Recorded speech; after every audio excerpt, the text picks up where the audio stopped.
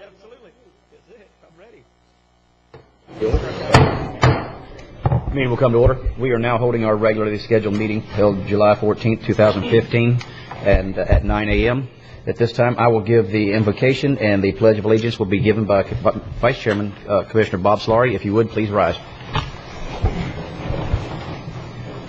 Our Heavenly Father, we thank you for the opportunity we have to come before you today and conduct the public's business. May we use your guidance, your knowledge, and your wisdom in the decisions we make that will affect our community for generations to come. In your heavenly name we pray.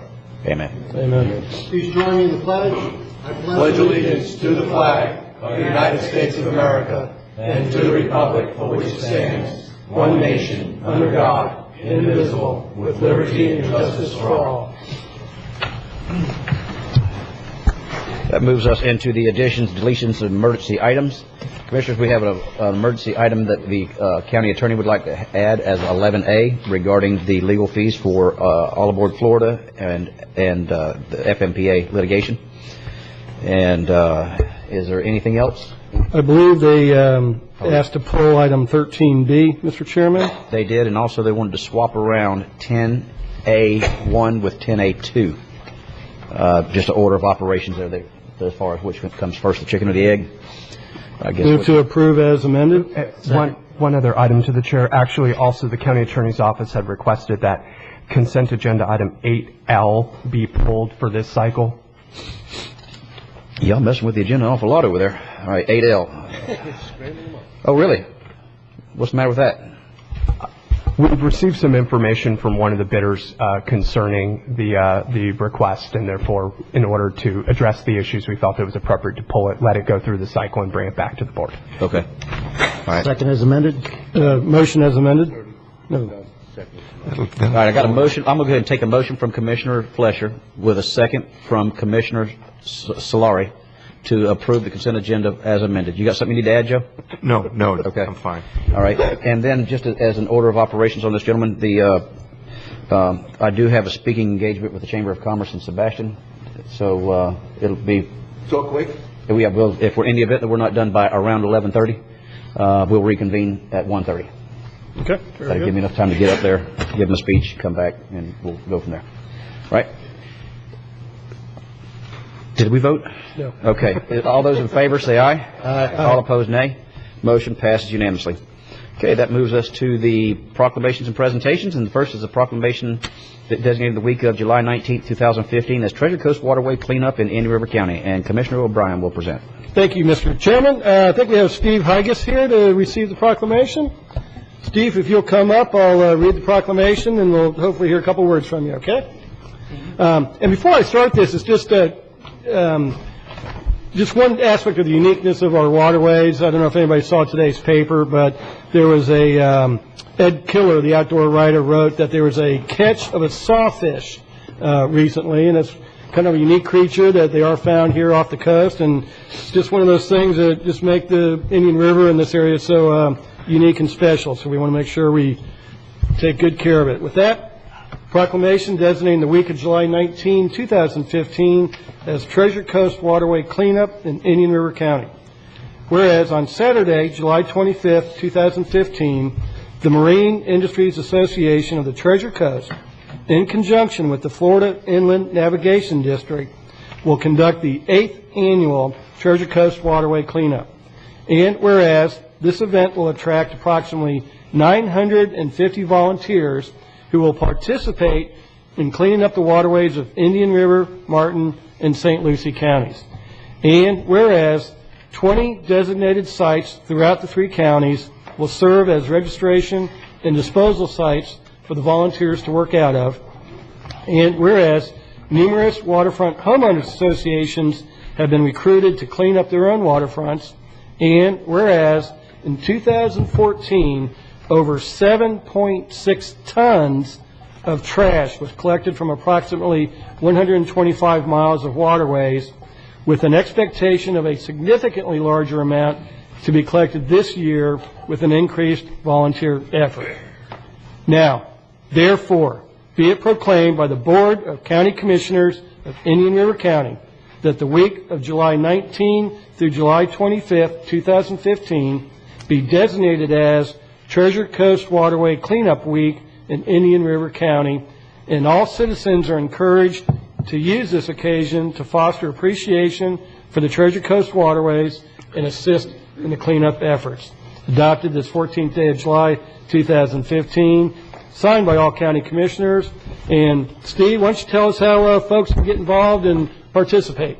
Sure. Since we started in 2008, we've cleaned up nearly 60 tons of trash out of the waterway, and almost 6,400 volunteers in that time, and 1,900 boats. In all, we do 125 miles of coastline, which is all pretty much the intercoastal. Volunteers will get a t-shirt, boats will get a flag to fly, and there's a barbecue thanking everybody who participated in the beginning of August. Anyone who wishes to register or get some more information, they should go to tcwaterwaycleanup.com, and you can register on there. The Indian River sites are the Main Street ramp in Sebastian, Loggerhead Marina here in Vero, Riverside Boat Ramp in Vero, the City Marina, and the Wabasso Causeway. And this was my 6th year as team leader for Indian River County, and I couldn't be happier helping out our waterways and keeping it clean for everyone to enjoy. Great. Thank you. That was tcwaterwaycleanup.com, right? That's correct. Great. Good. Well, Steve, hope you all have unfortunately, I guess a successful event is collecting a lot of garbage, but unfortunately that garbage is there in the beginning. But you all do a great job, so keep it up and good luck for Saturday. The good thing is each year, while we have more volunteers, if you average it out, each volunteer is picking up less trash because there's more people getting involved and more people thinking twice about throwing that beer can out of their boat or whatever. Great. Every year it gets better and better. Good. All right. Thank you, Steve. Thank you.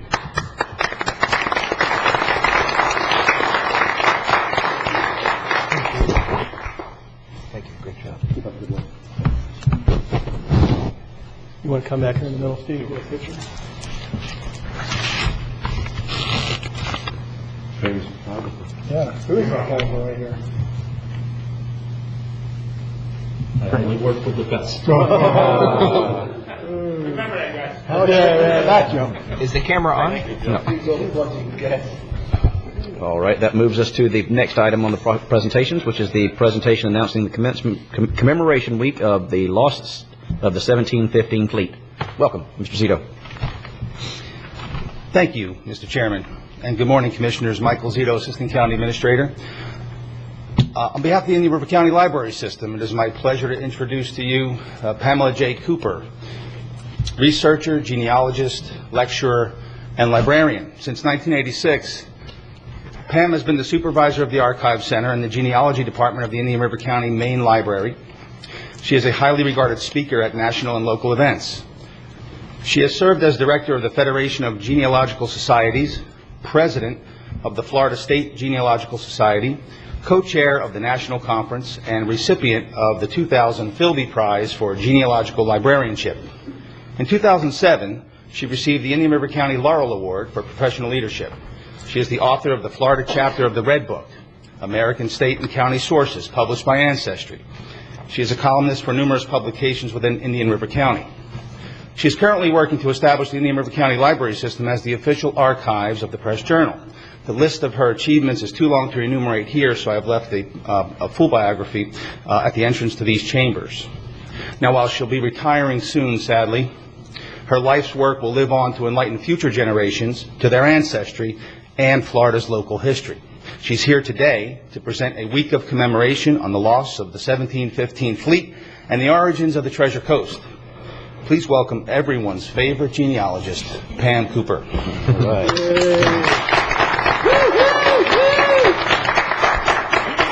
Well, thank you, Mike. Wow, I didn't expect that. Thank you very much, Commissioners and Mike, and for allowing me to come here today and talk about a week that we have been working on for the last 6 weeks. The team members right now are passing out to you a little packet, and I'll explain that to you at the end. I'd like for my team to stand for just a second here. We have right here in the end in yellow, this is Michelle Wagner, and she's been helping us with the displays. Holly McDougall, she's also been working on the displays, and Kitty Busker, she's helped with our authors and the rack cards, and Marie, I'm not sure I ever say it right, Coria, she's also been working on our displays, and we're going to show you a couple of samples of those displays in just a minute.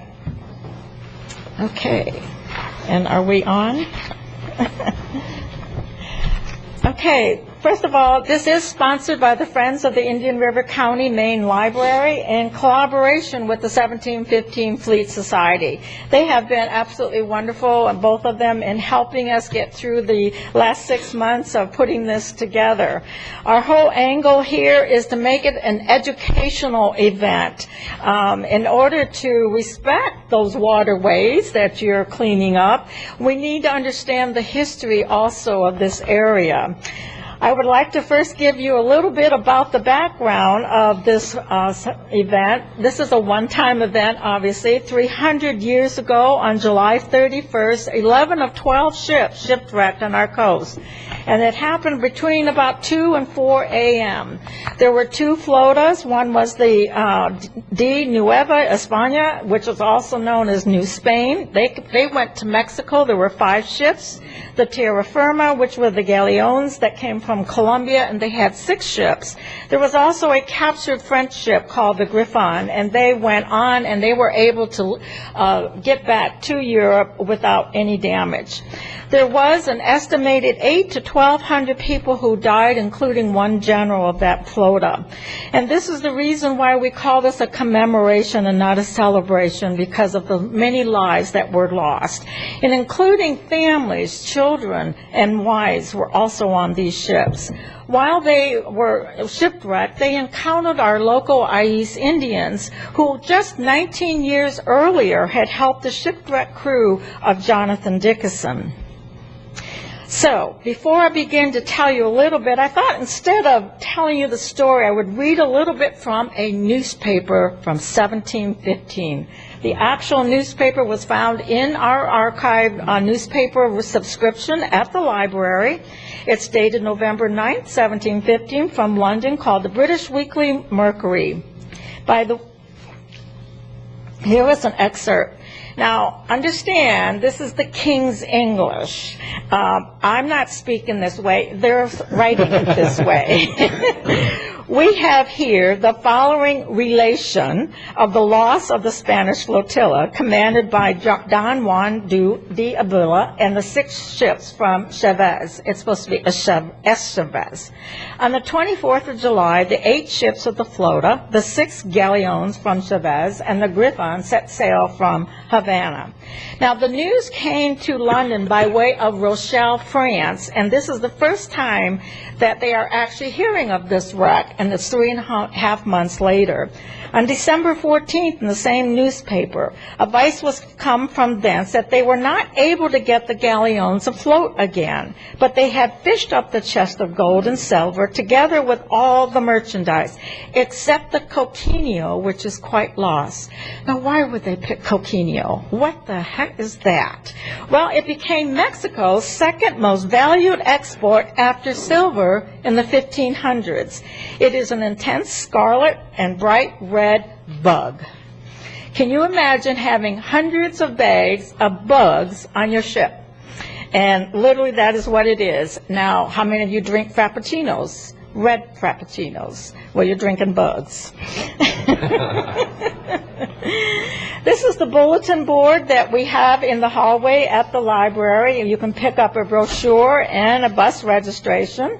The artists that we have are Jim Flood, who's giving us 2 prints, Clara Miller, who is going to give us 5, Karen McKee today, I'm hoping, she's bringing in a 13 by 7 foot print, and it's of her father, Arthur McKee, and not the same Arthur McKee of McKee Gardens. He's one of the first early divers with the old diving suit.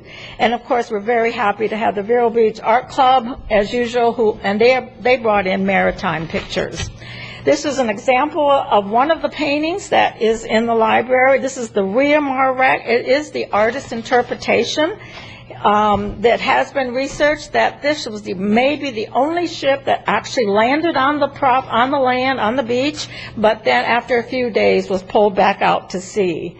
This is our library staff enjoying those wonderful paintings that are behind the circ desk. In addition, the Vero Beach Art Club paintings. We do have 15 historical panels and 6 cabinet displays. Ladies, I'd like you to show some of our actual displays.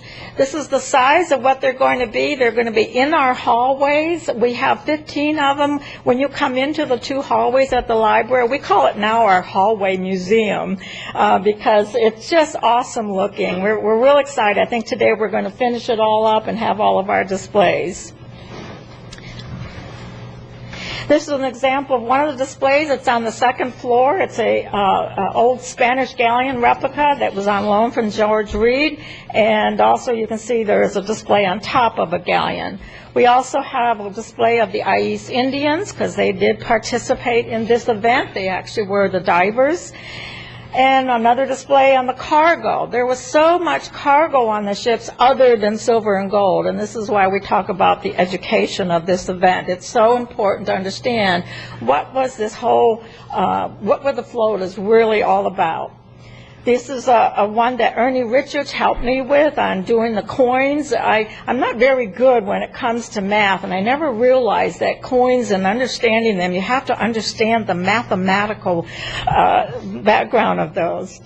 This is the replica of the salvage camp that both Holly and Marie put together, and it is so wonderful that the work that they put into that. Starting in that first week, we have a singer-songwriters, Al Scortino. He'll be singing on Monday and Friday. Sam and C.J. Milner will be in the children's program on Wednesday. On Monday, July 27th, we have right now 13 authors. They will have their own personal display of artifacts at their tables. They will also have signed copies of the books that will be for sale. This is what Kitty Buskirk put together on every author. These are called rack cards. And so people can come in and pick up a rack card about the author and about the books that they are selling, including on the back of the card is the schedule of the events. On Tuesday at the North County Library in Sebastian, the children will learn about the fleet and make some crafts. On Wednesday from 1 to 5 is the children's program. Captain Bonnie Schubert, she will be showing them metal detecting, and Sam and C.J. Milner will be singing the songs about the treasures. At the bottom you can see this is a picture of the storyboard. Our own Marie wrote the poem. We are so happy to see something original like that, and her and Holly put together the storyboard, which they'll be doing on Wednesday at the children's program.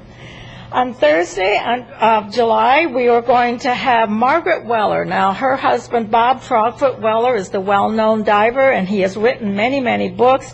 But she was the woman behind the man. She actually took care of all the books, the records, and she did do a lot of diving with her husband, and she is going to be our guide on the bus tour. We will be providing tote bags. We'll be visiting 4 wreck sites, 3 at Riamar, 1 at Turtle Beach, and 1 at McLarty Museum, and then we'll be going to lunch at Captain Hiram's and then to the Mel Fisher Museum and back to the library. On Friday as our speakers, we have Captain Carl Fismer. He is called the Underwater Indiana Jones. He is considered a legend on his time. He has years of experience, and most of all of his experience on every ship, including the Etosha, and he also worked with Mel Fisher. In addition, this is something that I never knew was going to happen because I don't know if any of you remember back in 1997 when the library did the 6-week historical event called Takachali. We had at that time, invited all of the members of the Real Lake Corporation, and I had the privilege of working with Dr. Kip Kelso and interviewing each of those men that were there. And I have been told by the members of the Real Lake Corporation, the ones that are around today, that this is probably the last known interview of the originals. So we're real pleased that we're going to be showing that video. Now, Captain Bonnie Schubert, she is the one who was known to have found the Pelican of Piety last summer with her mother, and she has been diving on the 1715 fleet since 1991. Captain John Brandon, he'll be talking about the recovery of the shipwrecks, and he worked with Mel Fisher since he was about 16 years old. And he has also worked on all the wrecks, including the Etosha. That is our last day of the week, and I want to tell you one more thing we're going to have is the treasure hunt. We are actually so happy that the West Bay Trading Company is giving us an 8 reals, which is a silver coin. In addition, the 1715 Fleet Society will be giving us commemorative coins as a second prize, and Captain Hirons is giving us a $25 gift certificate. But you have to earn it. You have to answer questions, and I've given you all a copy of those questions. No cheating. You're going to have to learn to research and understand the history. Why are we called the Treasure Coast? Well, it was 50 years ago in January that we became the Treasure Coast. And the reason why it happened at that time, it was Kip Wagner, who was the one who wrote the very first book, The Pieces of Eight. And the National Geographic magazine insisted that he was not to talk about anything until the publication came out in January. And that's exactly when it happened. And then all of a sudden, media all over the United States got the news about the Treasure Coast. And so the paper picked up on it, and from there on, we were called the Treasure Coast. We are looking for volunteers to help us, and we already have about 20 to 25 of them, and we're very happy about that. I want to give very special thanks to the Friends of the Indian River County Main Library for supporting us, of course, all the library and the county staff, including Sheila and Mike in the mailroom. They have been very helpful, and I've been grateful to them for helping us print out things. And, of course, the 1715 Fleet Society, and, of course, our own Mary Snyder. Thank you so much to the director for supporting us and allowing us to just go with it, she says, all the time. And our website, Seek and Ye Shall Find the Gold at the Indian River County Libraries. In your packet, you have a brochure, a handout of the bus tour, a bibliography that is also online, the treasure hunt, and a survey that we will be having our greeters do at the library. They'll be asking where they came from and what hotels they're staying in, because we've already determined that over half the people who signed up on our bus are from out of state. So we are getting a lot of people coming here from out of state, out of county. Okay, are there any questions? How come we have questions? Well, I think the question everybody wants to ask, Pam, is, other than the library, if I wanted to find a piece of gold, what beach should I go walk? You're not going to find gold at the library. We only do replicas. If you have a metal detector, I have not even done it myself. My sister did it last year. I just followed along, and it is fun to do. But I know they're still finding it. We still hear about it all the time. That's very good. Any other questions? Great job. Great presentation. Looking forward to it. Beautiful presentation. Thank you. Yeah, I think there are others that would like to do things, and we'll be looking for you. Mr. Chairman, is it true that one of the captains of the ship was called Captain Davis? Yeah, probably a relative of mine. As so many are. Oh, thank you very much, Pam. Nice job. Yeah, great, George. Great job. Gentlemen, anything from the proclamation or the information agenda? Move approval of the minutes of June 16, 2015. Okay. Moving right along. Got a motion to approve the minutes. Any further, and I'll second that if that helps. I was You wondering if if I was somebody's going to have to do that, both of them? Yeah.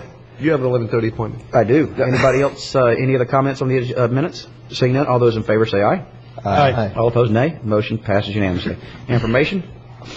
Just would like to congratulate those 3 employees that are retiring with many years of service. Chris Kafer, Al Loudermilk, and Ronald Lefebvre. Lefebvre. Yeah, just thank all of them for their dedicated years of service to the county. Absolutely. Okay, Commissioners, now to the consent agenda. Anybody like to have anything? Mr. Chairman? Yes. I would like to pull item D as in David and J as in January, I guess. Anything else, Commissioners? Approval is amended. Got a motion to approve as amended from Commissioner Flesher with a second from Commissioner O'Brien. Is there anybody from the public that wishes to have anything pulled separately for discussion or a vote? Seeing none, all those in favor of the consent agenda as amended signify with aye. Aye. All opposed, nay. Motion passes unanimously. Commissioner O'Brien? Yes, thank you, Mr. Chairman. Item D is just authorization for out-of-county travel for the Assistant County Attorney to attend a Florida Association of Counties legislative conference.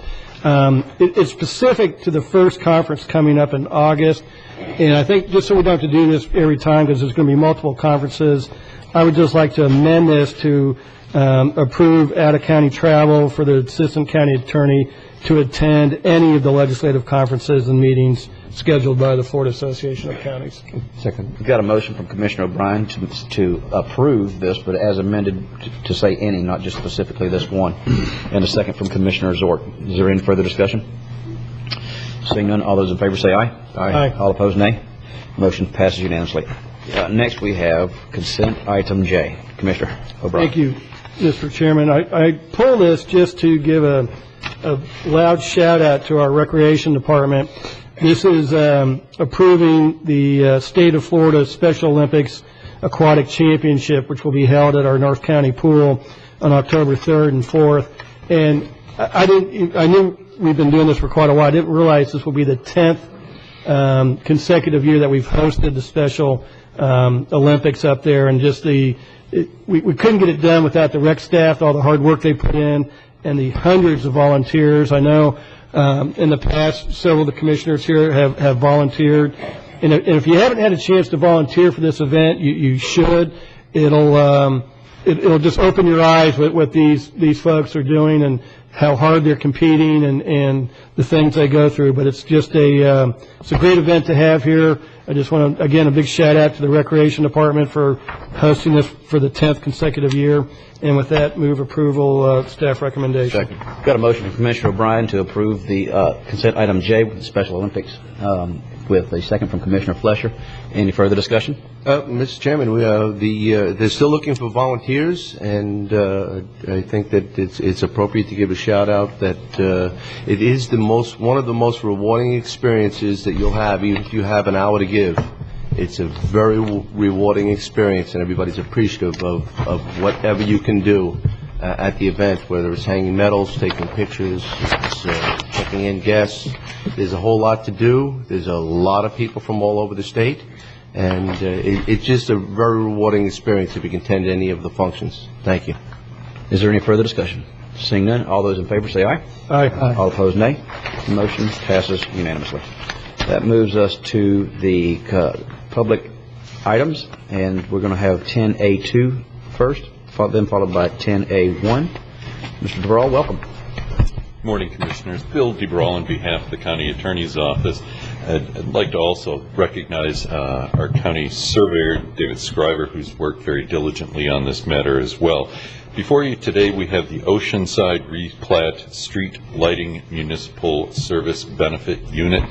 The homeowners of this 42-lot subdivision located in the South County area down by Fullerton Beach has approached staff and asked to have the county go ahead and begin an MSBU, that would start with this coming tax year. Take the amount of $415 from each lot owner that would be affected by this, save it up for a number of years, 3-4 years, until there is sufficient funds in the benefit unit to go ahead and repave the streets. We would go ahead and do this later on out in the project, as I've stated, and There are just a couple of changes that I wanted you to be aware of as far as Bill, we're going with the street lighting first, right? I'm sorry. Yes, there's just a couple of, I'm sorry, for the street lighting. I apologize. There are a couple of changes to the ordinance that I wanted you to be aware of.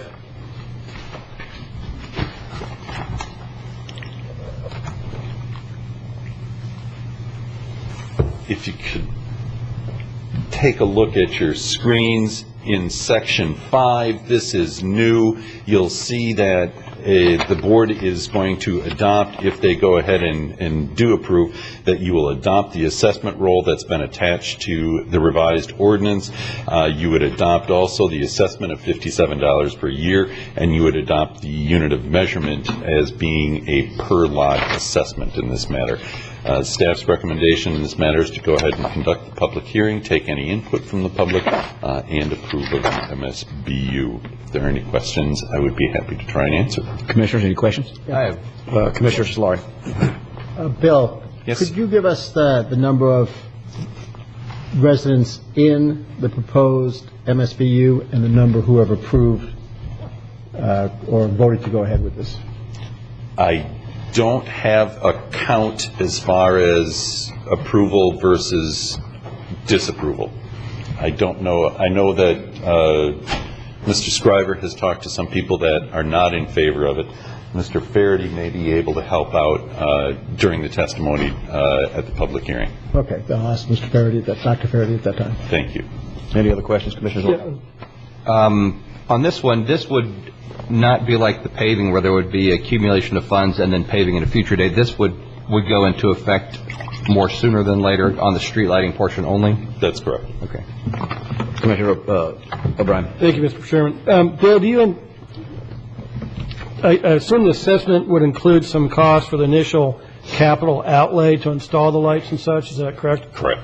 So then, at some point, once that is accumulated and implemented, would this levy then be reduced just to cover the electric charge? It would, yes. Okay. And then, how long do you anticipate the $57 assessment ongoing, like 4 years, 5? I think that's the general idea, yes. Okay, thank you. Any other questions? Okay. In that case, we will close this meeting and we'll open the public hearing. Anybody from the public wish to address the issue specifically on the street lights? Yes, ma'am. And we have 2 podiums if you'd like to come on up. Yes, ma'am. Welcome. Kathleen Taylor. I'm the secretary of OPOA, or the Oceanside Property Owners Association, and I just wanted to acquaint you with what was done to try and get a consensus on who wanted and who didn't want this to go forward. And basically we developed information packets on the roads and street lighting, which we distributed for Oceanside residents. These were hand distributed and where necessary sent with documentation and so on. We held formal meetings and informal meetings. A formal meeting was held May 3rd in 2014, and it was at our home, and the good news was we all parted still speaking to each other. Everyone seemed satisfied at the results at that time. On May 13th, we submitted, or didn't submit, we distributed petitions for both roads and lighting to Oceanside members who were, first of all, there are 2 groups in Oceanside. There's a group that are on private roads and those who are not. I know I'm getting into roads versus lighting, but it's necessary to tell you what the procedures were. So basically, what we did was make sure that those who were on private roads could vote both for roads and lights, and those who were not would be voting just for lights. The results on that petition for lighting were that 25 voted in favor of lighting. That gave us 25 of 42, or 60%, who voted for the lighting. And the points that were made for it were for security purposes and also finding your way at night, etc. And so it's 60% in that case. and I'll withhold the road results until we've covered this issue. Were there any questions? Yes, ma'am, I did. Whenever people did the vote, was there any dollar figure associated with whether or not at that time? We were expecting it to be about $50. And it's 57? That was what we had. Yeah, okay. And that's what you stated in that, so people, Yes. it wasn't like, do you want lights? And No, they knew that they would be paying for it, and my understanding, I worked with Chris Blahnik on this, and he had told us, my understanding was we were simply paying that ad nauseum, and we would not be, in essence, billed for installing them, et cetera. But it was simply a maintenance thing, and I believe it goes completely through the city, and this is the way they do it. It's just, that was my understanding. So they were under the impression, just so I have it right, that the 57 or the $50 would stay there forever. And what we've heard this morning, though, is once the capital is paid for, then it drops down to just the maintenance and the electricity for the lights. I'm sure that would not be objectionable, $7 difference. And is that the way it works, Joe? You've got two ways it works. Sometimes we lease the pole and the lights, and sometimes if they're decorative lights, they make us buy them up front, and then it goes down and they lease it. But either way, it's called the intergovernmental lighting agreement, and you lease both the pole and the lights forever. But it's a fixed we had fee. specified. I'm just trying to figure, will the fees drop though from the? I was not directly. Let me have Chris involved. Was involved. Chris Mora, Public Works Director. In this case, we made this this arrangement with the City of Vero Beach Electric, and they are not putting any of the upfront costs for transformers or wiring into this project. The $57 is for maintenance only, and that maintenance will go on as long as the lights are there. So it will not drop over time, but will remain $57. Okay, thank you. All right. Unless we sell the electric system. Like you said, that will not drop. Okay. All right. Thank you. Any other questions, Commissioner? Thank you. Yes, sir. Welcome. Name and address for the record, please. Mark Mendelson, 665 Reef Road, Oceanside.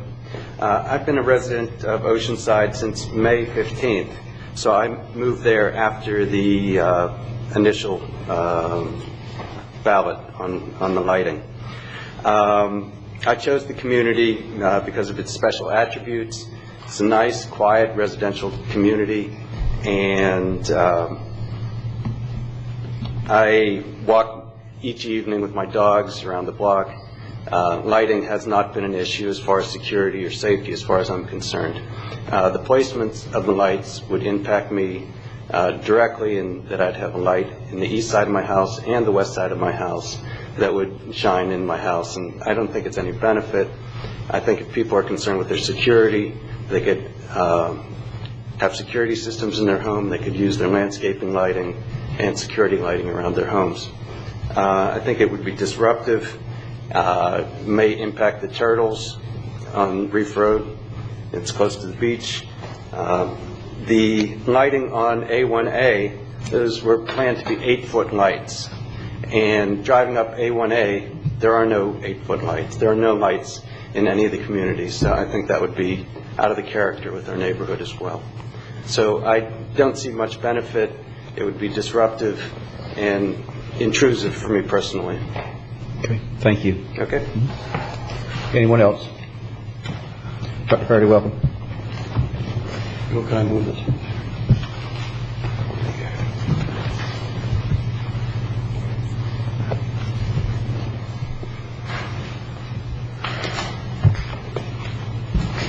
First of all, I wanted to thank county staff. I've been working with county staff on the streets and streetlights for over a year and a half, and Chris Moore and his staff, Bill DeBraw and Jason Brown, have really been excellent in terms of dealing and assisting with us.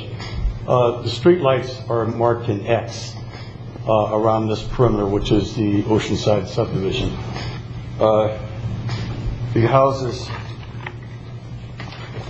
along this area here are ones that are on County Road. There's 6 houses out of the 42 which are on County Road. The placement of the street lights, Mr. Mendenhall's lot is this lot right here. There is a 6-foot stockade fence he put in the back of his house. The street light on the cul-de-sac behind is probably close to 125 feet from his house. It's a 100-watt bulb. There is a street light in front of his house in the perimeter. However, I would like to point out that across from him, his house is at street level, slab, one-level house. Across from him is a new house being constructed on the ocean, which is raised 8 feet to meet county standards, state standards, and also it is a 2-story McMansion. Once that house is built, as well as the companion house next to it, they will have significant 100-watt lights, presumably, in their windows coming through the house.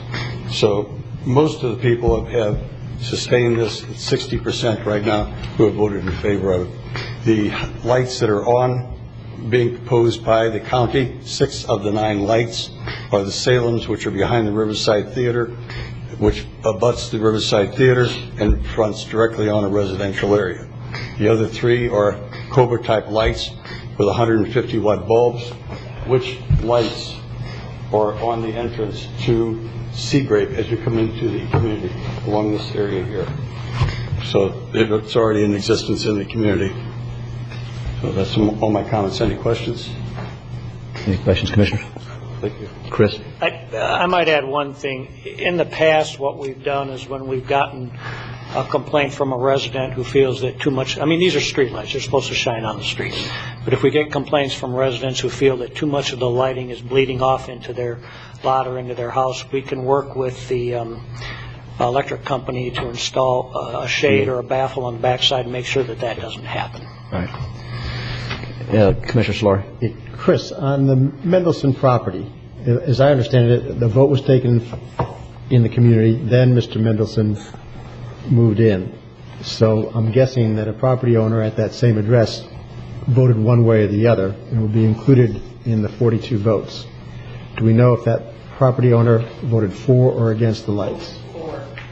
Voted for. Okay, so That was actually our then... understanding they voted for it. Pardon? That was our understanding that they Okay, well, that person's gone, so then if I get the math, it would be really 24 people who live there now would be supporting it. So that would reduce that into about 58%. You know, it's very difficult on these things. Come on up to so we can hear it.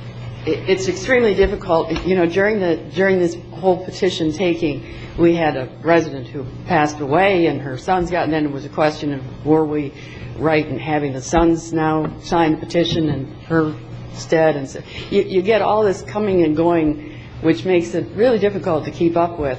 But we have done our best in that, and you know, it may sound like 60% isn't a lot, but you also get a whole lot of people who don't even cooperate with the petition, so that while the numbers were 25 out of 42, be aware that of those 25, or if you want to say 24, but some could have also gone the other way, that there were only 10 who really object to the lights. So 25 were for and 10 were against.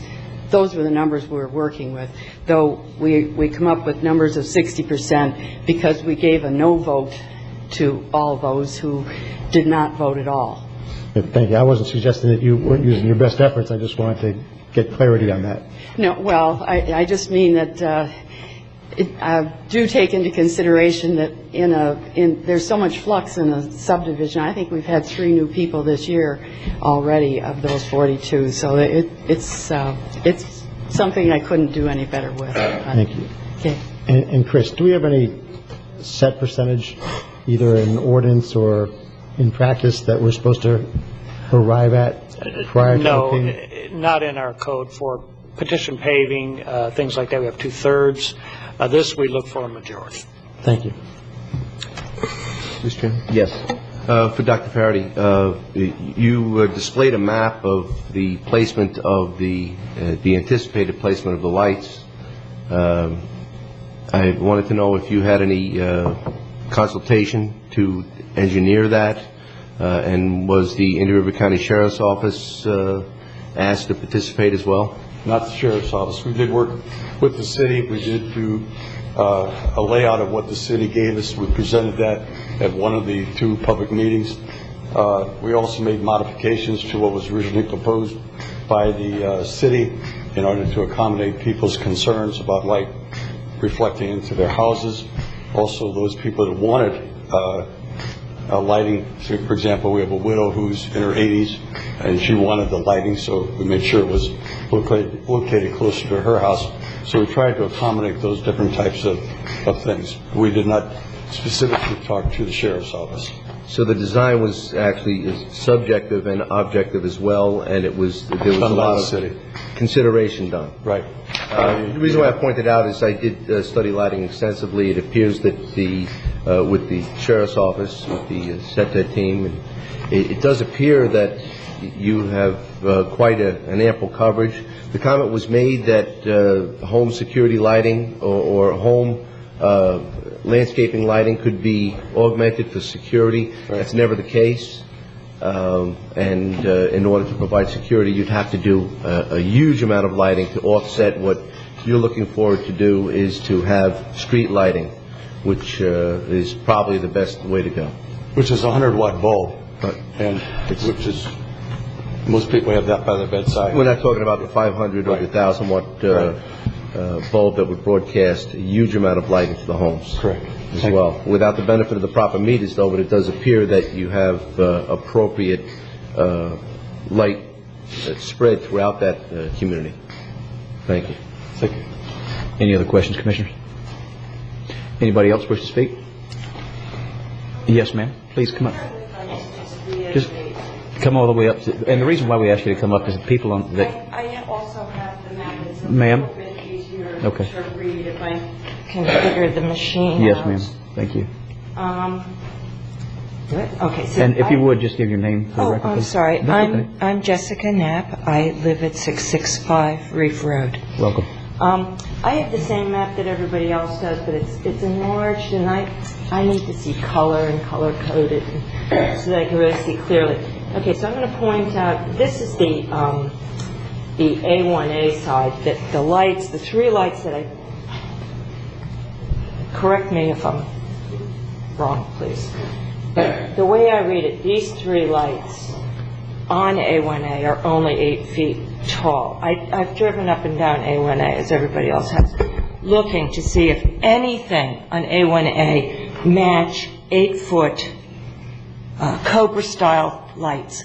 There isn't one community that I can find where this exists. That's one. That's the aesthetics. Number 2, the usefulness. What use is an 8-foot light on A1A, where you do need the 1,000 watts, if we're trying to deter walkers walking through bushes or whatever? I don't understand those 3 8-foot lights along A1A. If you're going to have lights, put them on A1A and have them as large wattage as possible. Okay, I'm not going to get into a dispute about my property having a fence and not being able to see the lights. I welcome anybody into my living room in the evening, and you'll see what we see from our bedroom and our living room. Okay, I'm going to stop there with that. But what I'd like to point out about this light that does impact my Reef Road side, this one really impacts us on the back, going right through the bedroom and the living room. I'm going to let that go for now. Right now on Reef Road, my home is here. We have spoken to everybody along here. Not one of those people, some of these people voted yes. Not one of these along these 4, let's say, hold on, 1, 2, 3, 4, 5 homes would vote yes right now. This is before I moved here, but my understanding is it was sort of a bundle voting. If you want a road, nobody's objecting to the road as far as I know. I mean, it'd be crazy not to object to a road, but it was bundled in with lighting. That's the way I understand. I may be incorrect, but everybody who voted yes they thought it was, that's how some people approached me saying, I voted yes because I thought if I voted no on one thing, we wouldn't get the road. If it's separate, then let's please keep it a separate issue. I don't like the lights. I walk every night. I walk at 1 a.m. with my dogs. Anybody driving by, police are used to us. We walk our neighborhood at night. I love looking at the stars. I chose Reef Road, Oceanside community for this reason. It's very difficult to find a dark community to look at the stars. Thank you. Thank you very much. Yes, Dr. Perry. As Ms. Knapp mentioned, Mr. Mendelson said that they came after the petitions were done. There were 2 separate petitions that were solicited from people. They were declared to be separate and independent, just the same as the agenda items are today on your agenda. With regard to the lights on A1A, they are outside of the hedge that differentiates us from A1A, and they would be on concrete poles that are there. They would not be 8 feet, they would be higher, and they are at the intersections of Whispering Sands with the cul-de-sacs that come out of them. Thank you. Thank you, Dr. Perry. Anybody else wish to speak? Anyone else wish to speak with this matter? Okay, in that case, I will close the public hearing and let the record show that ample opportunity to address this issue has been provided to all. Commissioners, on the street lights, what's your pleasure? Move approval. Got a motion, Commissioner Flesher, to approve. Is there a second? Yeah, move approval as amended. The section 5 was... Yes. Thank you. I got a motion to approve from Commissioner Flesher with a second. Second with Commissioner Solari. Any discussion? Commissioner O'Brien. Thank you, Mr. Chairman. I always struggle a little bit with these assessments, and a few months ago, the board will remember we had a water assessment up in Sebastian, and I think the one option had about a 64.5% support. And while we don't have a strict 2/3 in our code or ordinance, as long as I've been on the board, we've always tried to follow that to make sure we had a clear majority of support. And we didn't go with the Sebastian project because it was under the 66 2/3. And my reasoning there was, once we start going below that threshold, where do you stop? You know, is 64% close? Is 60% close? I just feel you get on a slippery slope. I would love to support this, and I was under the impression that there's a little bit stronger support for it initially. But I think keeping with just my personal criteria, that I'll be voting against the motion just because it does not have the 66 2/3. For those residents that want it, I understand. But to me, I want to be consistent with where I am on the numbers, and so I'll be voting against it. Thank you. Anybody else wish to speak? Seeing no further discussion, we'll proceed to vote. All those in favor say aye. Aye. All opposed, no. Nay. Motion passes 4-1 with Commissioner O'Brien dissenting. Okay, that moves us into now the streets. Mr. DeBrawl, welcome. Thank you. Now we can talk about the streets. There will be, in this proposed MSBU, 36 of the 42 lots would be benefited. In the Oceanside replat, the county was given an easement over the streets and rights of way. What we're proposing in this matter, and Mr. Moore can flesh it out a little bit differently here, a little bit more completely, is that the monies would be collected for the period of 5 years. We would go ahead and pave the streets with the collected funds. The homeowner or the streets would then be turned over to the county to maintain after the paving has been complete. Just as there were a couple of changes in the ordinance in the last MSBU, these changes are highlighted in blue. A little bit different as far as the amendment to the code. We would be adding section 200.11, the underscored language there, and the board would also be adopting the assessment roll, the amount, and the measurement of the assessment as being per lot. Staff's recommendation is the same in this one as it was in the last one. So, if there are any questions. Any questions, Commissioners? I've got one for Chris. Go ahead.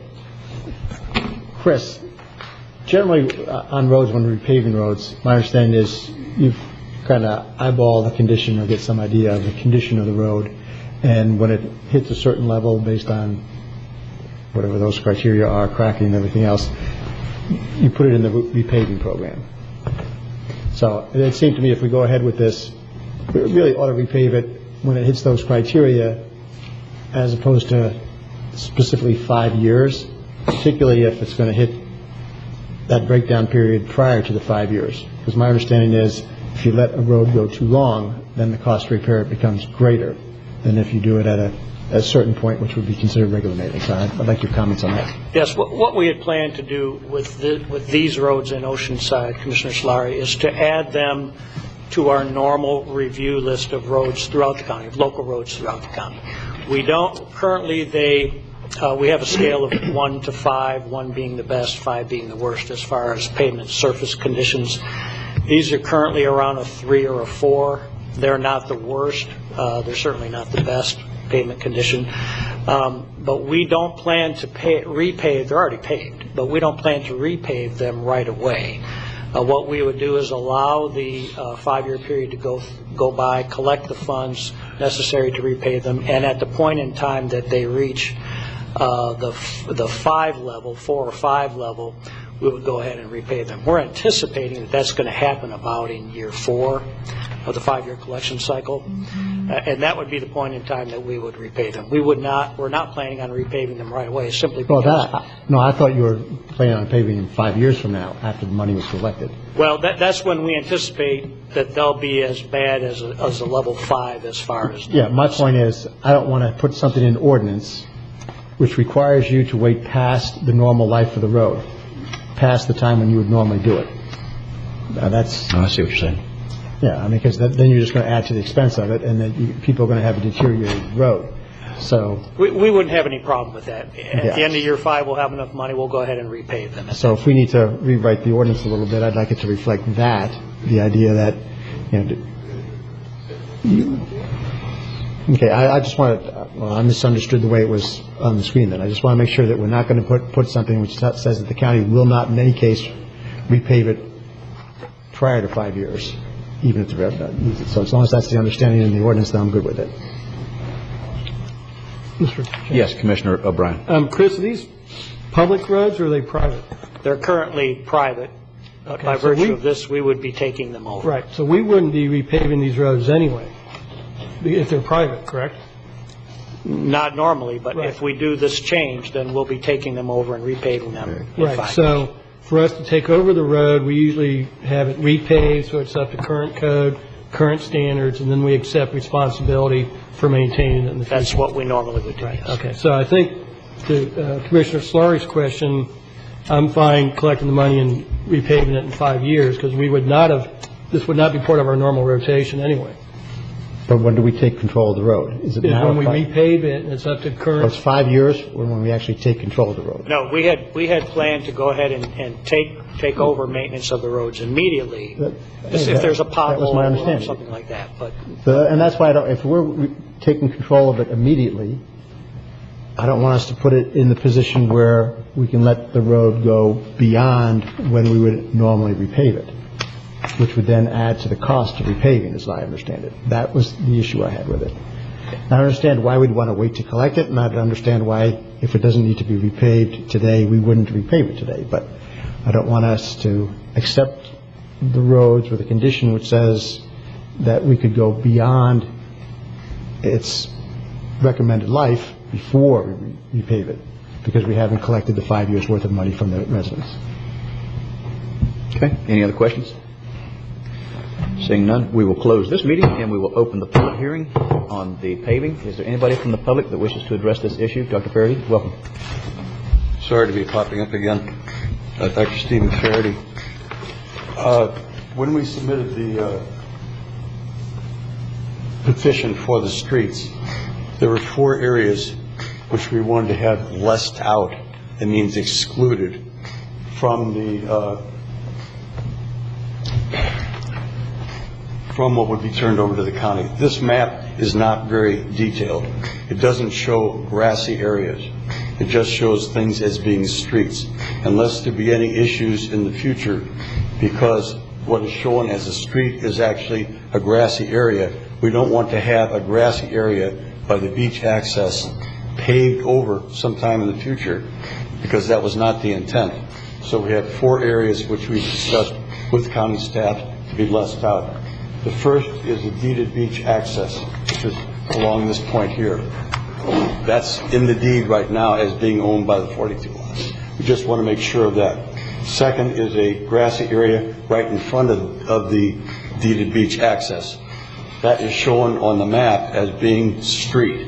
Actually, it's a grassy area, so we want to make sure that that is left out.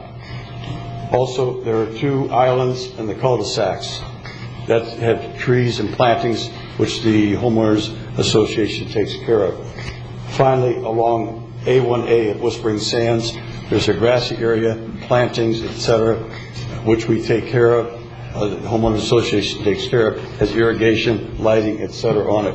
So we also want to make sure that that doesn't become a parking lot in the future, because we have had difficulties with some of the beach rentals bringing cars up there and parking in that area. So we want to make sure those areas are excluded.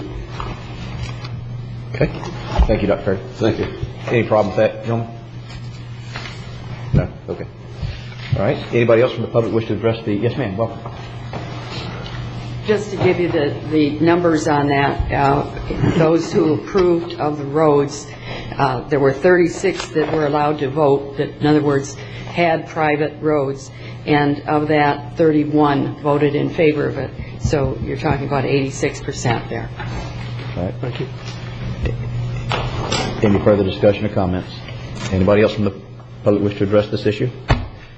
Seeing none, we'll close the public hearing. Let the record show that ample opportunity to address the issue has been provided to all. Commissioners, what's your pleasure? Mr. Chairman, I'll be happy to move staff recommendation as amended. Got a motion from Commissioner Solari with a second from Commissioner Flesher. Is there any further discussion? Seeing none, we'll proceed to vote. All those in favor say aye. Aye. All opposed, nay. Motion passes unanimously. Thank you, gentlemen. That moves us to the next item on our agenda, which is public notice items. And we have 3 of them, so Dylan, I'll let you take it away. Absolutely. To the chair, to the commission, those here in the audience and those listening at home, we have 3 notices of scheduled public hearing items. The first is a notice of a public hearing that will be held on August 18, 2015. This was to consider the establishment of the Oslo Park Area Street Lighting Municipal Service Benefit Unit and amending Section 200.07 of Chapter 200 Municipal Service Taxing or Benefit Unit of the Indian River County Code. The second public hearing, also for August 18, 2015, will to be consider approval of a proposed special assessment project for asphalt millings improvements on 9th Lane in the Glendale Lakes Subdivision and Glendale Lakes Subdivision Unit 2. Both of these items, again, will be heard on August 18th. And finally, the third item is the notice of special call public hearing. This is set for Friday, July 24th, 2015. This will to consider amending Section 201.08 of Chapter 201 of the Code to establish an amnesty program relating to delinquency charges on certain utility service availability charges. All 3 of those items are legislative in nature. And with that, I turn it back over to the chair. Thank you very much. Next, that moves us into the county attorney's matters. Administrators, yes, 11. This is 11A that was added. This is All Aboard Florida and the FMPA legal fees. Yes. Mr. Baird? Yes, what we want to do is give an accounting of All Aboard Florida expenses. I know the board had authorized, up to $500,000 in legal fees this year. We just wanted to point out we've exceeded that at this point. And when they authorized the additional $500,000, that was after the resolution. We got some very large legal fees in July, around $400,000. So now we're at $608,351.22. The total we've spent is $856,725. So it's considerable. We just wanted to point it out and get authorization to continue spending. or if the board wishes not to let us know. All right. Anybody, need a motion on this, or what do you need? Mr. Chairman, Yes. I'll make a motion to approve the further authorization for the spending for the fight against all water. And second, discussion? And FMPA, or do you? FMPA, we just gave us information. We Okay. thought while we were doing it, because the board has asked us to come back periodically, we thought since we're updating one, we'll just update the other. Sounds great. Was that a second, Commissioner? Yes. I got a motion from Commissioner O'Brien, or Solari, with a second from Commissioner Zork. Is there, Commissioner Zork, go ahead. Yes, when we originally moved the 2.7 forward for funding, we had already either had spent or was going to be billed for around $300,000 worth of work. So in looking at the $500,000 limit we put in, these expenses seem to cover that original roughly $300,000. So the numbers still come out the same, but we may not be over the 500 limit because we had already spent 300 prior to allocating the additional funds. We just thought it was open for interpretation. We just want to make sure that we're just keeping it, full disclosure. We just didn't know, it could be construed in either direction. So we just want to just keep it accounting and make you aware of it and get authorization to keep moving on. Okay. All right, thank you. Any further discussion? Seeing none, all those in favor signify with aye. Aye. All opposed, nay. Motion passes unanimously. Thank you very much, Mr. Baird.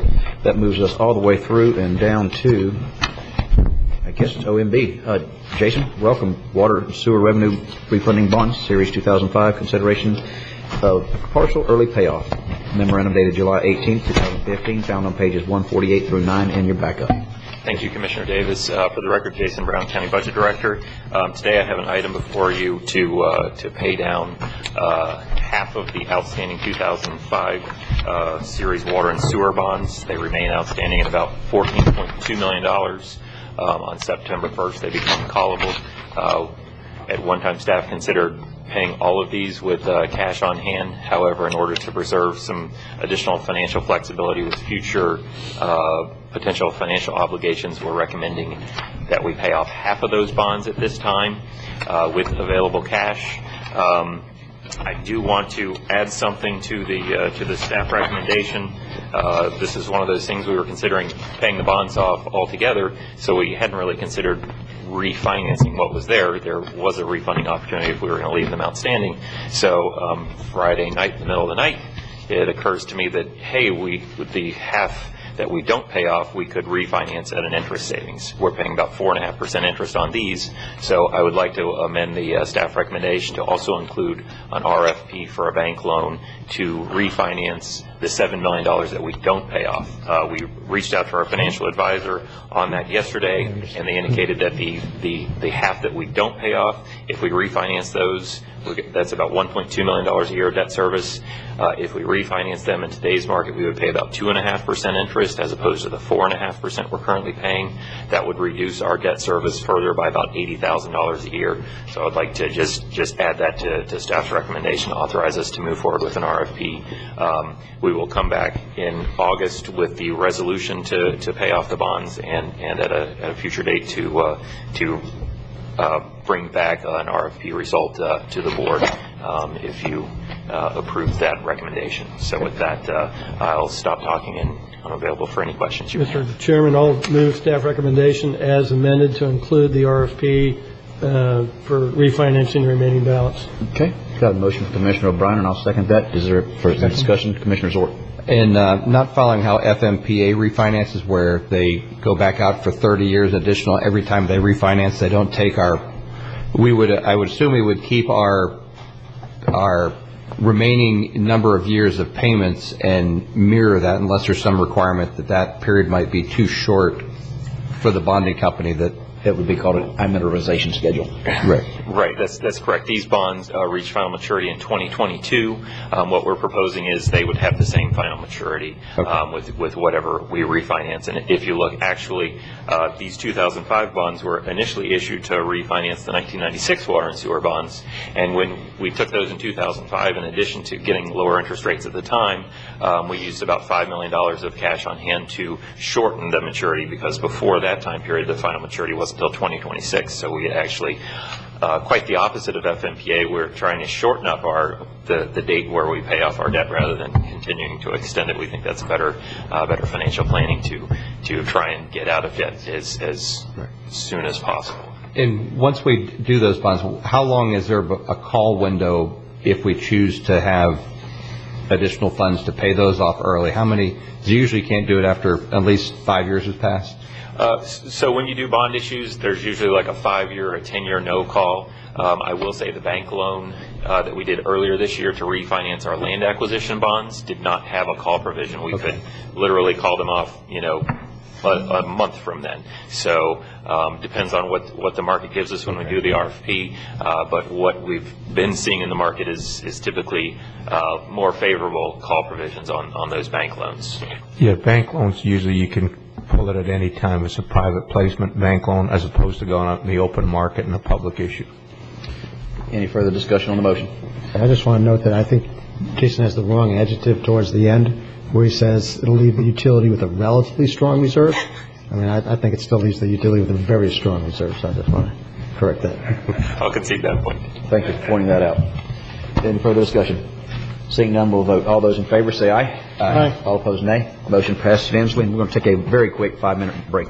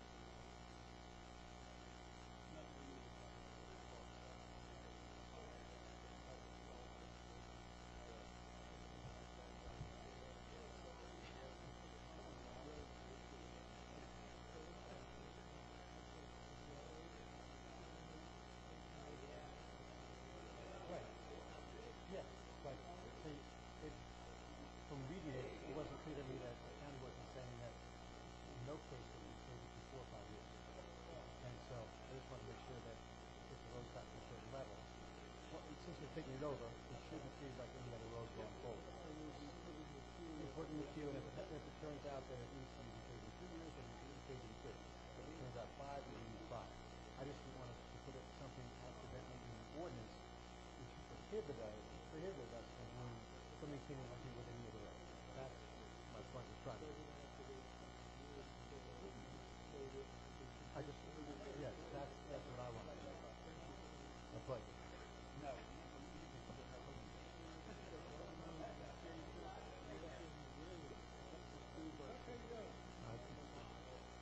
Excellent.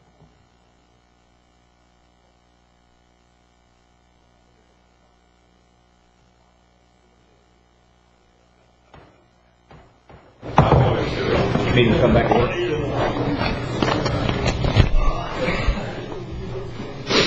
That appointment seriously. Come back to order. We'll take my phones. Mine's on. There you go. Thank you. It's new to me. Okay, we left off with the county attorney matters. Dylan. Actually, we've got Bill with us. He had worked on the short-term vacation rental advisory committee item. All right.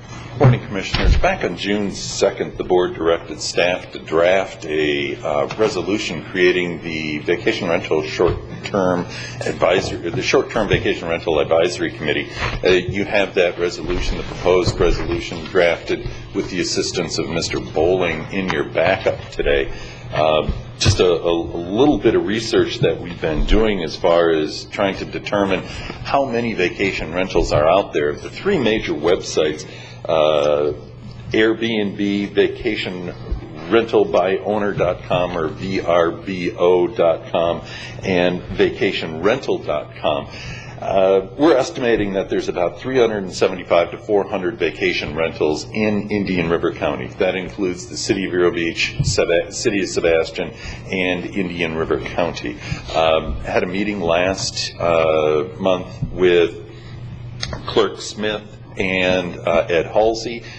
They are the ones that are charged with collecting the bed tax as far as everything is concerned. We're in the process of trying to come up with a list of the folks that they regularly receive the taxes from versus a estimate of the amount of people that are out there to see if we can't grow our list and get more people into compliance. That's something else that will be brought before the board at a later date. But as far as today's issue is concerned, you have the resolution establishing the short-term vacation rental advisory committee there in your backup. If there are any questions, I'd be happy to answer. Okay. Mr. Chairman? Yes, Commissioner Solari. I'm going to recommend one change to it as it's done. In the staff report, it says that it will automatically sunset 1 year from the date of formation, which I would take to mean today. But I think I'd rather see it have at least an ability to meet for 1 year, which would start the committee, in my view, start the time clock from the date of the committee's first meeting. Because given the fact that we only have one more meeting in August, which is the soonest we could even pick our members, most probably this wouldn't meet until September, and they'd give it probably less than 10 months altogether. So if we can make it one date from the first meeting of the new committee, I think that would be better. So then in section 3, it would read, the short-term vacation rental advisory committee shall automatically be sunsetted 1 year from the date of its first meeting or completion of its tasks for the board, whichever occurs first. Exactly. Thank you, Bill. Very good. Thank you. Commissioner Fletcher. I do recall from the original discussion that there was no provision for district sensitivity for the selection of those committee members that were selected by the individual commissioners, and the provision for 2 at-large positions. For my sense, I would feel more comfortable if it was district sensitive, because we've heard from a lot of individuals, both for and against the long-term rentals, short-term rentals, and in doing so, we probably have an idea of where we would like to see this go. And I believe that the maker of this committee had intended for this to be a very objective committee.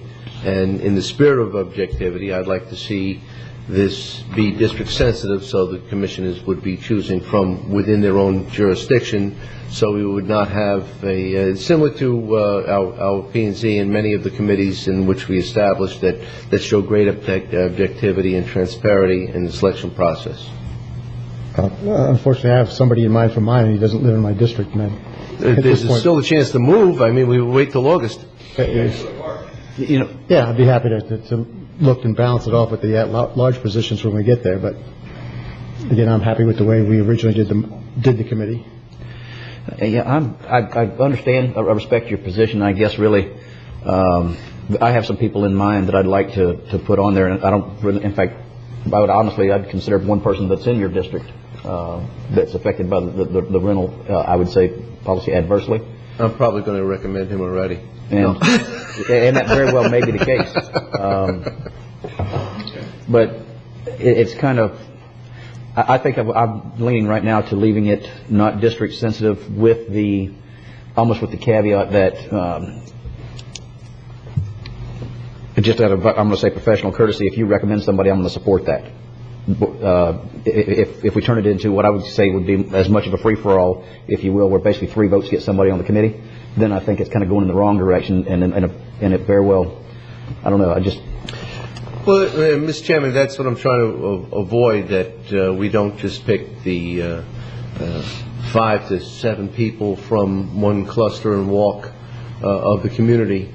And I believe that there are short-term rentals. While there is not significant numbers in some of the districts, they do exist throughout the county. And I believe that the needs, concerns, and thought process regarding short-term rentals vary from area to area, and there is a geographic concern as well. And I just believe that it would add to a strong flavor of objectivity. Okay. Yes. I understand you. And I appreciate Commissioner Fletcher's comments. I do plan on putting somebody from my district. It just happens to be, I think we want the best people that can help with this situation to give it proper scrutiny, guidance, and recommendation. The one person I have happens to fit that criteria and happens to live in my district, but if he didn't, I'd want to get the best person at the table with the committee. So mine will be from within my district, but if more by chance than by design. Is that what you're saying? True. Yes. Okay. Any other questions? I want to make sure I'm clear. If we go with how it's written, then the commissioner appointees, like our P&Z appointees, are almost just an informational item, and there's no vote or discussion. That's it's just correct. our appointee. Right. But the 2 at-large would require a majority of a vote. Right. Correct. Okay. I'm very clear. And that's it. Okay. Any other questions? Okay. Anybody from the public wishes to address this? Yes, Mr. Johnson, welcome. And welcome, Herb. Herb Whittall, 19 Park Avenue. I'm here as the chairman of the Land Committee for the IRNA. Back in April 21st, I gave you the Monroe County ordinance. I also gave you a list of things that I thought ought to be on here. I don't see any reason to have an advisory committee. You've got all the information. You can get all the information yourselves. What you need to do is call a special meeting of yourselves to discuss this and decide what you want, and tell your attorney which of these items you need. You need to register. Unfortunately, the state is not enforcing anything under Governor Scott. And so we're going to have to enforce it ourselves. And you need to get them to register with you, as he said, so you know how many there are. Make sure you're getting the tax from them. Also check that they are not stuffing them with people, no more than 2 per bedroom, and that the parking is taken into consideration. I mean, yes, the people that are renting them have rights, but so do their neighbors. And their neighbors' rights are not being taken into account with this. So, you know, to me, this advisory commission, considering you got rid of half of your advisory commissions because it cost you money, this is just going to cost you money. It isn't going to do anything. You need to get together. You have the information. Monroe County put one. Fort Lauderdale is about to put one in. You ought to be able to do it yourselves, not kick it down the road for a year to ask some people when you already have the information. So I'd like to me, you shouldn't vote this ordinance in. You should get together and put together an ordinance for short-term rentals in the county. Thank you. Thank you, Herb. Mr. Johnson, welcome. Bob Johnson, Carlin Subdivision. Herb took the words right out of my mouth. I don't see a need for this. I see it stacked with all people have interest, and I think you already have the information. I support Herb's comments. Thanks. All right. Mr. Paladin. Joseph Paladin, President of Black Swan Consulting. I support the idea of the committee. I think it's a good idea. I mean, I was chairman of the Growth Awareness Committee for 8 years, and I think some of the best things that we have improvised in this county as far as LDRs and rules and regulations came from that committee. We take all the information, put it together, and bring it before you all. Then you all can weigh it out and vote on it. But I don't think it's a waste of time to form this committee. I don't think it's a waste of time to take input from people from various places in the community. I think you can only benefit from information. The more information you have, I think the better decision that you're able to come up with. So I support the idea of the committee. I think it's a good idea. And if you look back on how we did the Growth Awareness Committee, you can see a lot of good things came from it. Thank you. Thank you. Mr. Chairman? Yes. If I could, just for those previous speakers, the staff backup in relation to the duties of the committee would be for additional regulations in addition to our proposed ordinances coming forward for dealing with vacation rental parking, and a proposed ordinance coming forward dealing with the rental of residences for events. So this committee will not slow down or stop the board moving forward on those two particular issues, but would be to help look at any additional regulations or areas that need to be addressed. So I just want to make sure you all are clear. We are still going to move forward with the parking ordinance and also the restriction on event hosting. Thank you. Yes. Welcome, Dan. Hi, I'm Dan Lamson, Executive Director of the Indian River Neighborhood Association. And as you know, the Indian River Neighborhood Association represents people in this county on matters that they, for one reason or another, need help with. Short-term rentals is one such issue. We've been here before and spoken to you about this many times, hoping you would understand how serious a problem this is for people in single-family neighborhoods. We provided you with materials which include what Mr. Woodall said, ordinances from Monroe County, among others, which identify regulations that provide for safe and non-disruptive transient rentals. And interestingly, next month, Fort Lauderdale will be looking to enact similar protections for their citizens. And we all know that Fort Lauderdale is a hotbed for short-term rentals. But instead of acting now to protect citizens and assure that they have a safe rental homes in their neighborhoods, you are delaying any action by creating another layer of bureaucracy, which is also a burden on staff time. And this is to do what? Decide if you need regulations to ensure a place is licensed, to be sure it is complied with fire codes and health department regulations, to be sure there's adequate sewage disposal, to be sure bed taxes are paid. We all talk about common sense. Well, common sense tells us these rental places need to be safe and not pose any threat to the renter, the surrounding neighborhood, or the landlord. Surely you don't need a committee to tell you that, especially a committee that has to study it for a year or more. Furthermore, to delay any action is to continue to endanger the people who look to you to provide for their health and safety. Forming a committee serves no purpose. Please do not bring this resolution forward. A second matter regarding this committee is also quite serious. It pertains to the open meeting and sunshine laws of our state. Any member serving on this committee will be hindered in engaging in conversations with members of the public on this matter. This effectively silences these members when they're not sitting in committee at an open meeting. This is a huge disservice to the community where people talk to each other about their concerns and their problems. And on this matter, there's a great deal of conversation in the community. There's no purpose for an advisory committee for transient rentals. The problem exists, you know it, and you also know some of the possible solutions that have been put forward. What we need are regulations, not another committee. There will be plenty of opportunity for public comment as you bring regulations forward. It serves no purpose to create another bureaucracy. Please do not further this resolution. Thank you. Thank you. Mr. Chairman, if I may, as you know, you were a part of the original formation of the Growth Awareness Committee, and you brought many of those regulations forward. If it wasn't for you, we wouldn't be able to get a lot of things done. I think getting the information from the committee, and we operate outside of the Sunshine Law, basically, as my committee, the Growth Awareness Committee. And we reported to the County Commission weekly when you had your County Commission meetings. We gave you an update.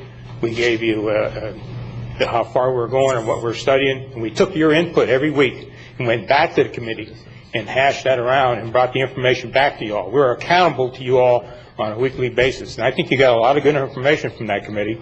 And I think a lot of things happened that wouldn't have happened without that information.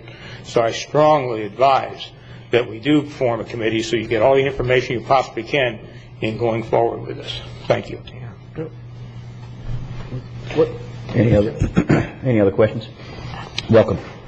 Thank you, Mr. Chairman.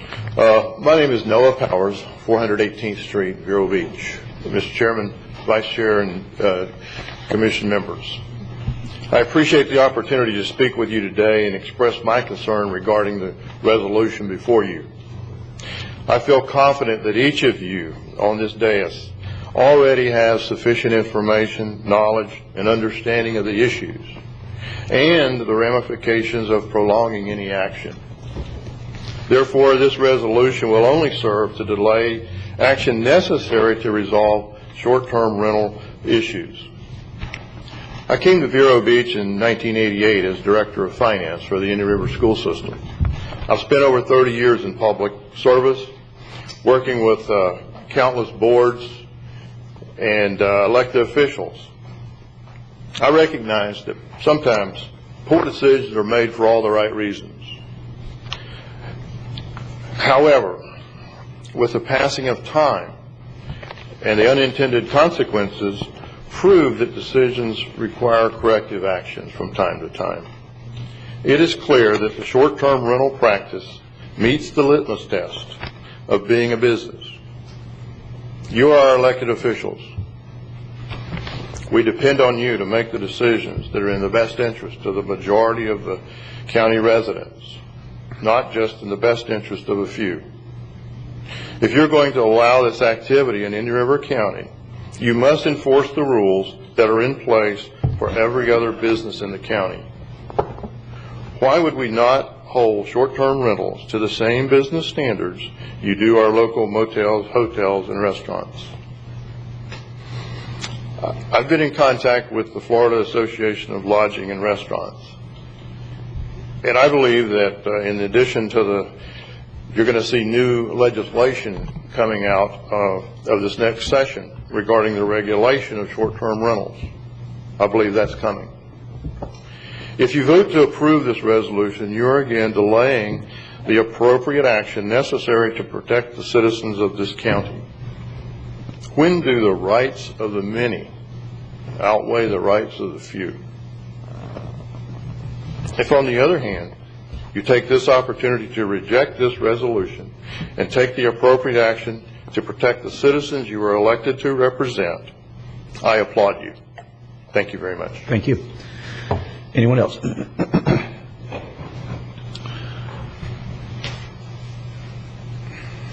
morning. Thank you very much for the opportunity to speak to you. My name is George Lamborn. I'm the president of the South Beach Property Owners Association, and I'm a property owner in the River Mews, a community within the moorings.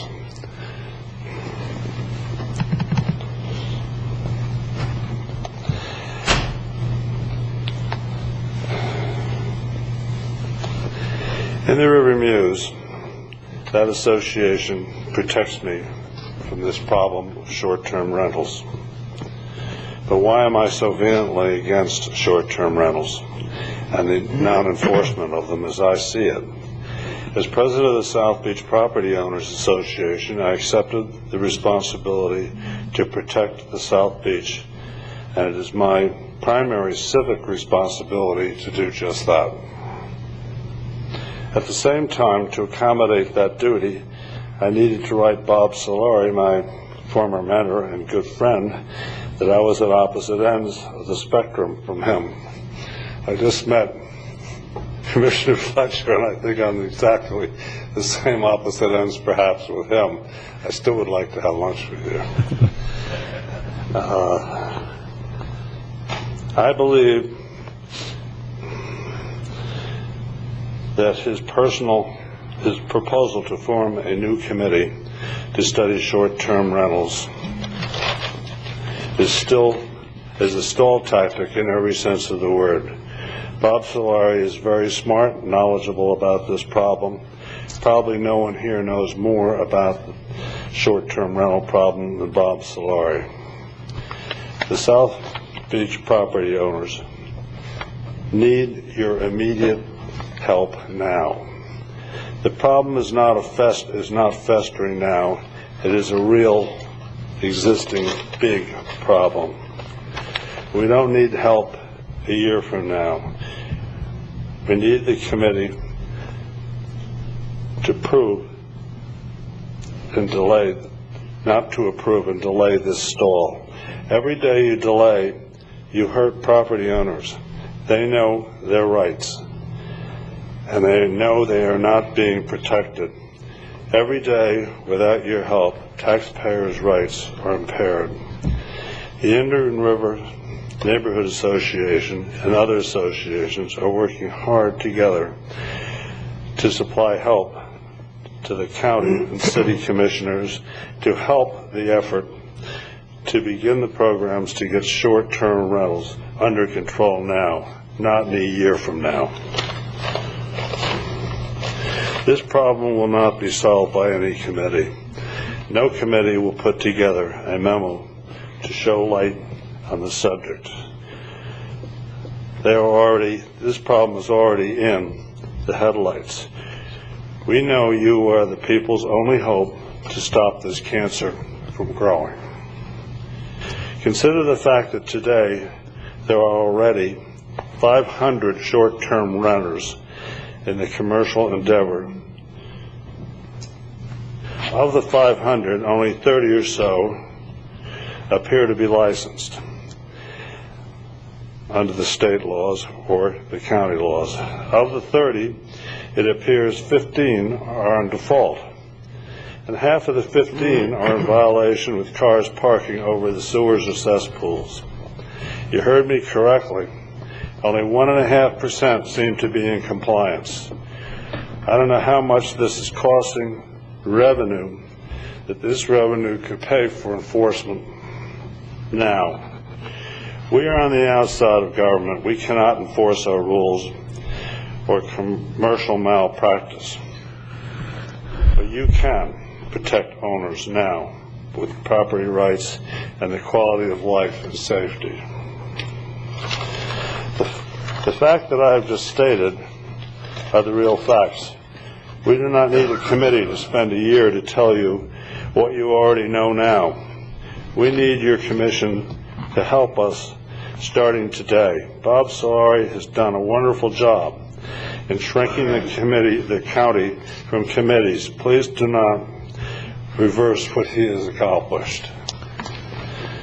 I grew up in New Jersey, and I watched in disbelief the short-term rentals. In no time, these rentals turned our beaches into what looked like refugee camps. Commissioners, I plead our case with you for the people of the SBPOA and all other people affected by these rapidly spreading viruses. Thank you for listening. I hope you will allow soon a special meeting devoted to short-term rentals presented by the People's Civic Associations like the INRA, the SBPOA, and all the others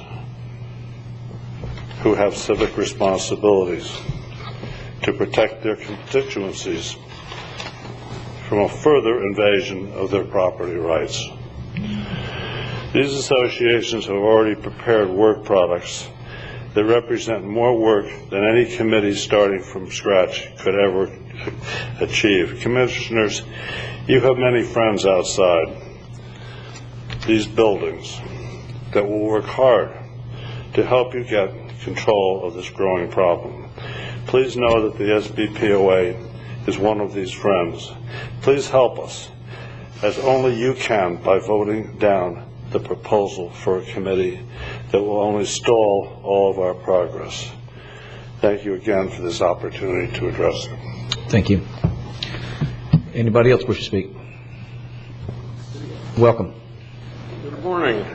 I'm Jim Wells, 2180 Dunmore Lane, Vero Beach, Florida, 329633132, and I live just about half a mile from Round Island Harbor, if you know where that is.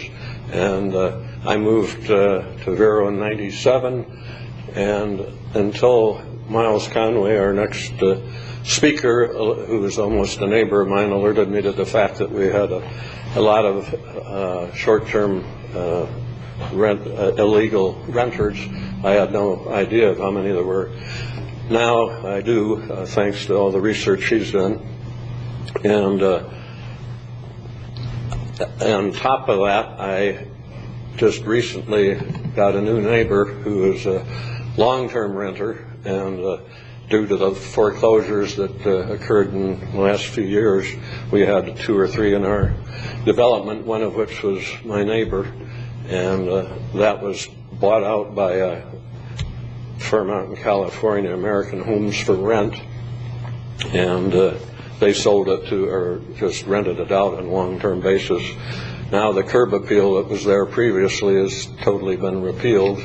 It looks like a jungle, and so I'm just very concerned that the other citizens that aren't short-term renters and long-term renters that have some controls and protect the rights of the other homeowners and their property values. Thank you. Thank you. Welcome. Anyone else wish to speak?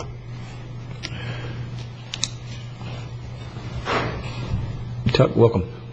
Hi, Tuck Farrell, North Beach Civic Association, 12546 North Highway, A1A.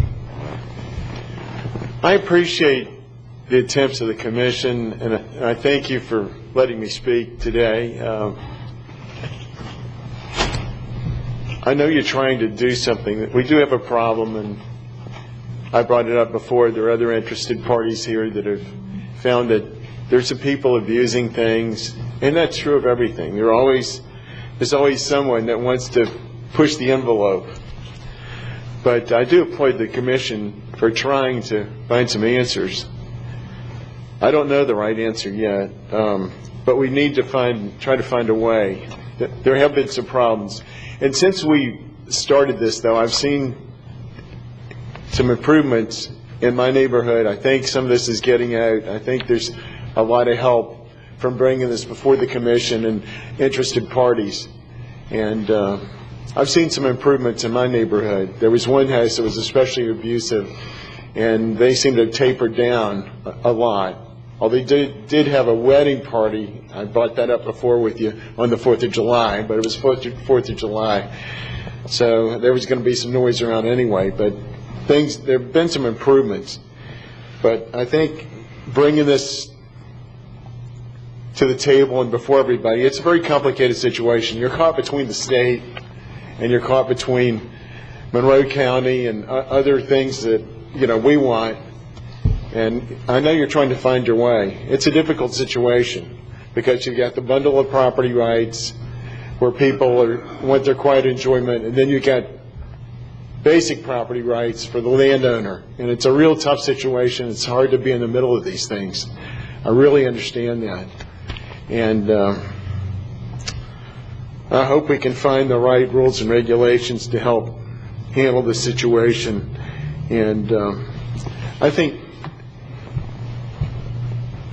with decibel levels and noise and their abuses and parking, we are starting down the road, and I applaud Commissioner O'Brien's statement, and I'd like to know, I got a question for the commission.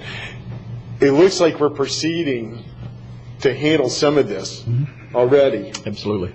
Now, I'd like to bring this up. I don't know what steps, if you do this committee, are you, it doesn't mean you're going to wait a year.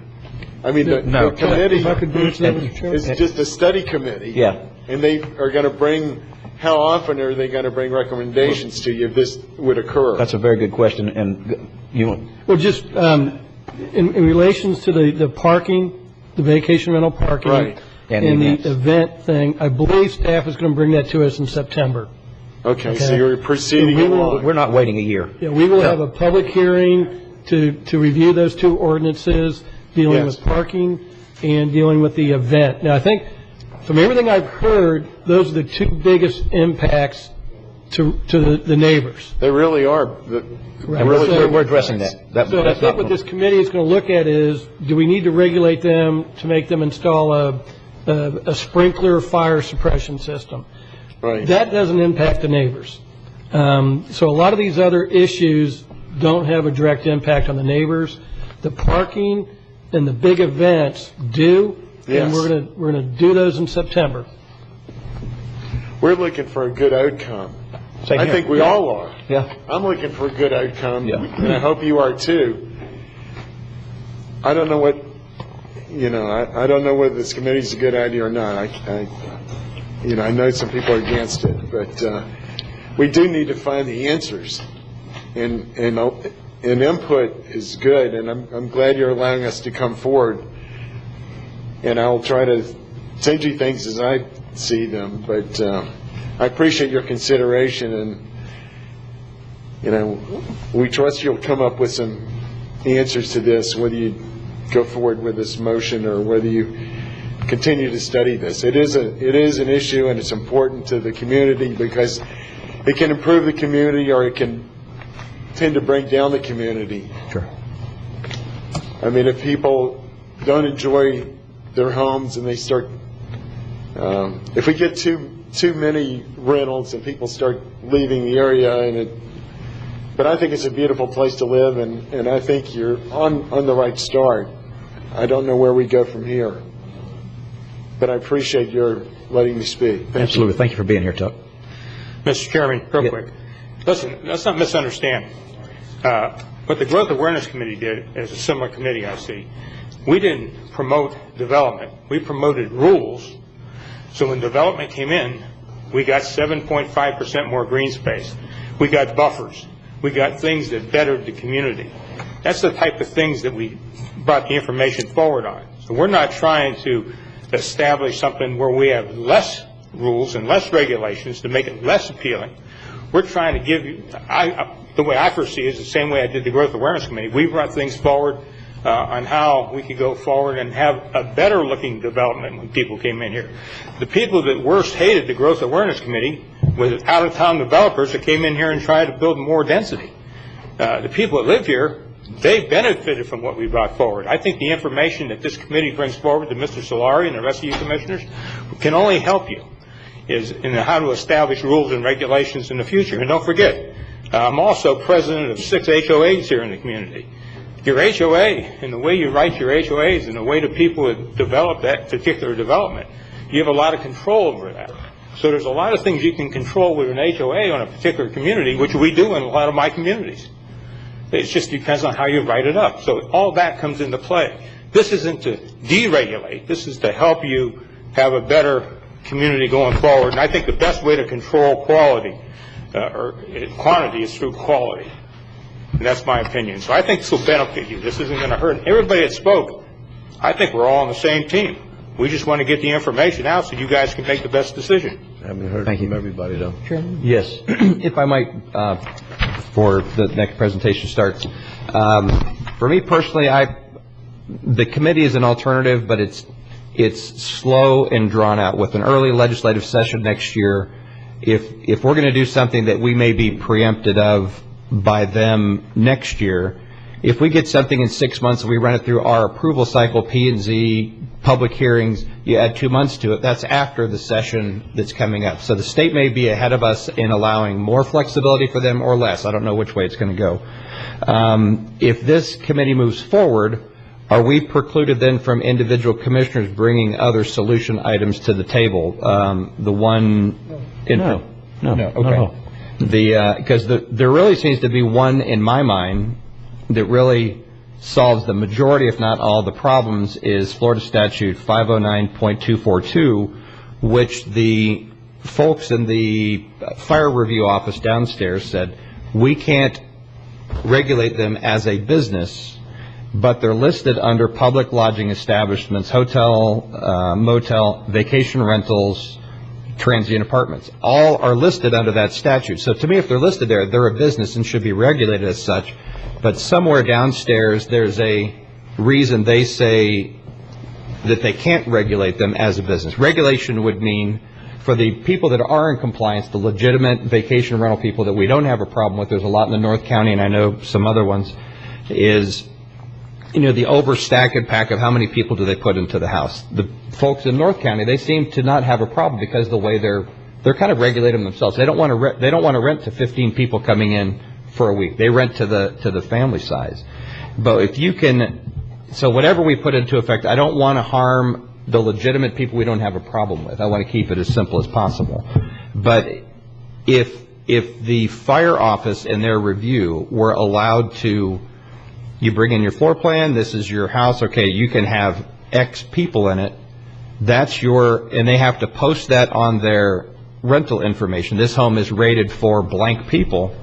You get away from, I'd say, 95% of the problem, because in going down on South A1A the last couple of weeks, they're not events, they're not parties, they're not reunions. It happens to be 6 families from South Carolina and Virginia that convened in, that had cars everywhere, and 5 to 6 people per car all staying in one house. I tried to count how many heads I could see in the yard, in the house, but they would be exempt from the rules that we're pushing forward. So I see some quicker solutions to the problem. One, by capacity rating, using the fire rules that are in effect, is a very quick, swift, and there's a way to not harm those that are doing it fairly and properly, but it puts the real squeeze on the ones that they're not events, they're not reunions, they're not, you know, those other things that we're regulating. And they figured out a way to get around the parking between shuttle services and vans and using county parks for parking. I agree with everything you said, Commissioner Zorkin. You know, what we're talking about is density, intensity, whatever. Right. If you have Mr. and Mrs. Jones living in a particular unit in June, and you have Mr. and Mrs. Brown living in the same unit in August or September, it doesn't affect anything negatively in the community. So exactly what you're saying, I'm in full agreement with. I'm just saying I think this committee can give you additional information to help protect us. I'm not saying that I'm against 100%, having 20 people live in a house where you got 2 bedrooms. Right. And I think that's what you're saying. So we're all working for the same thing. I think what you'll find, if the whole community works together on this, we got people who agree to do things through the rules and regulations we brought forth in the Growth Awareness Committee voluntarily, because we had so much support behind us as the whole community. The RNA was behind us. Everybody was on the same side. So you'll find people agreeing with you more when we're all together than having individual arguments. Right. So as long as I could still move my items forward that I've talked with the county attorney on and the folks in the fire review office, as long as I can continue to move those forward, I'll support the committee as long as I can continue to move other items forward. Right. Do not take this as you having the ability to not do anything. Great. Thank you. Anybody else? Miles, Will. Good morning. My name is Miles Conway, 2340 South Highway A1A, 32963, where I've lived there for the last 22 years. I am the Secretary of the South Beach Property Homeowners Association, Chairman of their Land Use Committee, and also a member of the Land Use Committee of the Indian River Neighborhood Association. I'm very cognizant of the remarks made by the gentleman sitting in front, particularly his remark that we're on the same team. If we're on the same team, sir, we must be playing a different game. My experience has been in the area of management consultancy in the private sector. I'm a professional economist and a management consultant for the last 30 years. And I've had experiences on boards and advisory boards down the line, from the chairman of the board committee to the executive committees to staff committees. And what I have learned is that the definition of a committee is where a good idea or a project goes to die. And this is what we are looking at in this particular instance. I would like to, the reason that I came before you today is to provide evidence to Commissioners O'Brien, Chairman Davis, and Commissioner Zorc to vote this resolution down promptly for 5 reasons. The first reason to oppose the formation of an unpaid one-year committee is that the formation of such a committee is nothing more and nothing less than the old political routine of kicking the can down the road. What this does is extends the status quo for 18 months or more. If I look in great detail to Mr. Solari's resolution supported by Commissioner Fleischer, is that once these committees get together and find themselves and find their footing or where they are and the sunshine laws, they're then going to turn it over to the Planning and Zoning Commission. And they're going to have a debate on it. And then we're finally going to come back to you. We're looking at 18 months, gentlemen, minimum. With the status quo at the moment tolerates, perpetuates, and encourages continued illegality and diminution of quiet property rights. Commissioner O'Brien, Chairman Davis, Commissioner Zorc, time is of the essence. All information on this issue has been researched by other counties and localities and is now available in the public domain. If this commission goes ahead, what it amounts to is forming a group of people, unpaid, unrelated professions, and what they are going to do is comparable to coming up with the conclusion that smoking 50 cigarettes a day increases your probability of cancer, or forming a commission to study the Greek economic problem to come to the conclusion that they will never pay their debts. We know this already, gentlemen. Broward County and Fort Lauderdale and Flagler and Monroe County have already gone through this learning curve, and it's in the public domain. Closer to us, the city of Vero Beach has gone through this learning curve, and their results of their commissions and their research and their studies is in the public domain. Unfortunately, and where this is the same team, Lieutenant Chuck Kirby, who's contesting Commissioner Zorc's seat, and I'll get into the details, is 100% researched this from the street level. Lieutenant Chuck Kirby knows what the issue is with vacation rentals, and he's a local resource that we can go to immediately. What I'm proposing, gentlemen, is an alternative approach. In 30 days' time or 40 days' time, let us muster the pro group and the against group. Commissioner Fleischer can get his poster boy, the self-styled rental poster boy. Mr. Conway, I'm not going to tolerate those disparaging remarks about our commissioners. He can get his representatives together. I want to know what you're talking about my self-appointed poster boy. And Commissioner, and I think it's very inappropriate. Fine, it's in the minutes. But it's your regular nature. It's in the minutes that Mr. Glenn Powell, the chap that's all pro in Rosalind, has styled himself as the poster boy, and I'm quoting from the minutes. I don't even know Mr. Glenn Powell, okay, but whatever. Thank you very much. I appreciate that. Whatever, okay? We might as well point out all the things that you've been doing with sprinkler systems and cameras and all that. That's fine. Come on. I got to leave here at 11:30. For those that don't know, I've got a speaking engagement with the Chamber of Commerce in Sebastian, and so let's go ahead and move this forward. Okay. All I'm stating is that we can have the pro group and the anti group come up with their reports and put their reports to you in 30 or 40 days with all of the issues that have already been raised.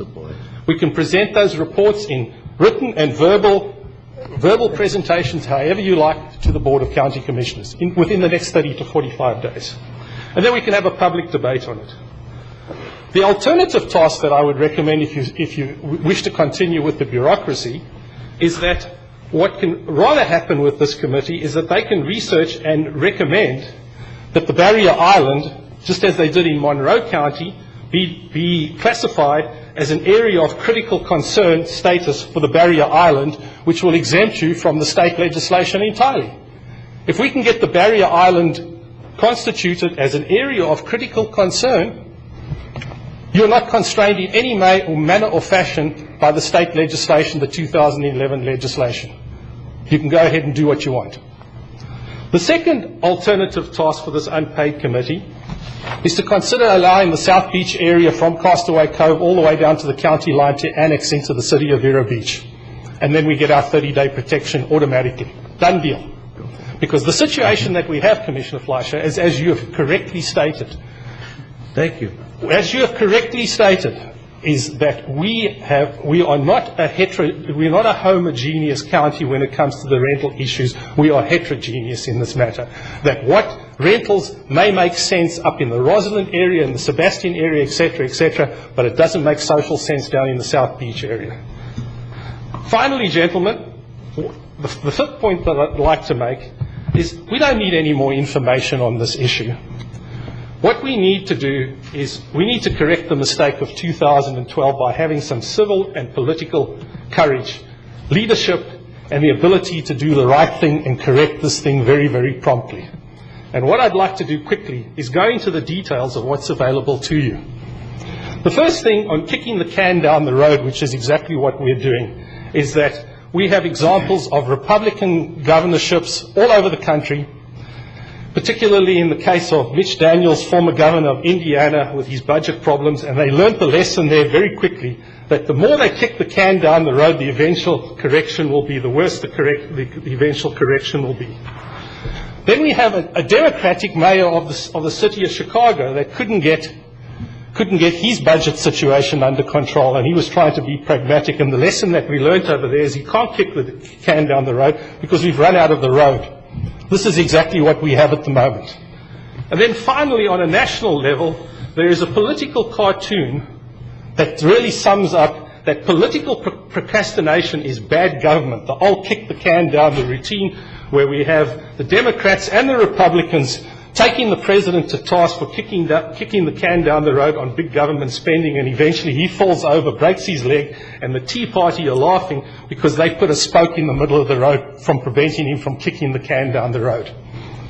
So those are the three scenarios of what we have in political procrastination. Now, it's already been mentioned very quickly that one of the most vacation-friendly cities and counties namely Fort Lauderdale, has already implemented and is going to sign into law on August 18th a separate regulation, a new regulation, which is practically identical to what you have already been presented by Mr. Herb Whittle and a number of other people already, with respect to the fire, with respect to the parking, with respect to the occupation, etc., etc. And what that essentially does is that it follows on from what Flagler County has already done. Flagler County, back on the 19th of February 2015, approved short-term rental regulations. And what they did is, here is an example. At one of their hearings, they had 15 hearings in Flagler County to respond to this over a period of 2 years. We're going in now close to 2 years on this issue. In 15 meetings of the Board of County Commissioners, one of the property owners said a property owner had a testimony read describing children from a rental running through a plant, pets relieving themselves in a yard, and a property value suffering. My right as a homeowner in this neighborhood has been violated. It hurt me tremendously. She said, we're not fooled. Another property owner said, encouraging Commission to vigorously enforce ordinance. These are our homes, they are our businesses. And effectively what they said, after 15 meetings with people from all sides, the matter combined the legally permissible set of regulations with a relatively permissible grandfather clause. And Chairman Davis, here's the relevant point from this. Your opposite number in Flagler County said, I am so impressed with this board. Commission Chairman Frank Meeker said in a brief interview after the meeting, which just ended after the 3-hour mark. It began at 5:30 p.m. They took an extremely complicated issue, not only demonstrated great understanding and ordinance as proposed, but demonstrated extreme leadership and sensitivity to the concerns which were raised by the public during the public hearing period. I've never been more proud to be associated with the board. Chairman Davis, we would like to give you the same opportunity in 30 to 45 days' time to come before you with the pro group and the anti group, so you can be put in the same position where you can get to work now. Not wait for 18 months to come up to the same point as where we are with the information that we have available now. Then we have the Monroe County Ordinance, which you have already in various different forms. And what does the Monroe County Ordinance state? Well, they've been at this the longest learning curve, research curve, meeting curve, advisory curve than anybody else, and they've got a document ready for you to implement straight away. The Florida designation as an area of critical concern exempts the county from the new state law that prohibits cities and counties from restricting short-term rentals. Other areas of critical state concern encompass relatively small areas, largely on barrier islands. We could immediately get this committee that you want to work on over here to get us into an area of critical state concern in the barrier island, and we are not hamstrung with the state law. We don't have to have a camel in this tent any longer if we get this into an area of critical concern. But more importantly, where they are already is they have a vacation rental program in position already where it says the purpose of the Code Compliance Department is to promote, protect, improve health, safety and welfare of the citizens of Monroe County and the environment by providing equitable, expeditious and effective enforcement of county codes. Expeditious being the key word. And one thing that this committee and these advisory boards have never done, they have never traveled the entire route that Monroe County has all the way up to the Supreme Court. Everything that Monroe County done has already gone through all of the legal channels and has been ratified at the Supreme Court already to the effect that they've faced legal challenge, they've done the right thing, they've had their code enforcement boards, their compliance boards, their licensing process. It's all past muster and it works. And we have this document already. We have this working product available to us already. Not to wait 18 months to get to the same position. Now, we all know this. Here we have Lieutenant Chuck Kirby of the Indian River County Sheriff's Office who's standing against Commissioner Zork. Would it be, Chairman Davis, that we could have Chuck Kirby running for your district rather than Commissioner Zork? Because Commissioner Zork understands this. This is getting off track. This is wrong. For no reason. And Mr. Ehrman is in the audience. He's running also. You should at least mention him if you're going to do a commercial for this guy. I don't know all the ins and outs. All I'm doing is I'm taking... No. This is raising to the level of a threat, and it's inappropriate, and it's wrong. Okay. Yep. All I want to do is state. Oh, I'm not threatening anyone, sir. It's coming across very, very not very tactful. Well, I apologize, Mr. Chairman. All I'm trying to convey is that in this manifesto that Mr. Kirby presents, is he says, as Commissioner, I will support future regulation. And I appreciate that. Let's go ahead and... If Mr. Kirby wants to make the comments, let Mr. Kirby come before the Commission and make them. But it's inappropriate for what you're doing today, sir. Okay. Commissioner Solari, all I'm conveying to you on this point is that we have a resource that is in the public domain already that is stating that we understand that the new short-term industry brings safety, parkage, garbage complaints to our neighborhoods. Indian River's booming short-term industry comes as rental websites such as Airbnb, Flipkey, and HomeAway dramatically increases local listings. Exactly what you said in your proposal for the motivation for this committee. The point that I'm making is that we have a local resource, just as I mentioned, the other areas... We have a lot of resources. We have the Indian River Neighborhood Association, who has a full committee and has worked on this for a long time. I'm more in sync with their opinion, and the more you talk, I think you're wearing out the support of other people that may be wanting to help you. Okay, fine. All right. I would agree with finally, that. I would. You're digging a hole. Yeah. Fine. Okay. It's a crater. Okay. All right, Commissioner Zork. Well, then the final thing that I would like to present then, which relates to the urgency of the matter. And the urgency of the matter relates to the depreciation of our property values as a result of these rentals. What we have is a situation where I have brought this to the attention already of the Florida legislative delegation, that 3 property owners in our local area have had their property values decreased by 40% in 2014. What happened is that the initial market values, as proposed in the trim notices by the Indian River Property Appraiser's Office, came up with an initial valuation of $3.4 million for the property, one property. After we brought to their attention the parking, the garbage, the noise, all of these other problems associated with the rentals, the same organization, namely the Indian Property Homeowners Association, revised the market value down on the one property down to 2.1. As a result, there was a $1.3 million loss, or 37% property value depreciation. The second property initially got a trim notice for $1.4 million.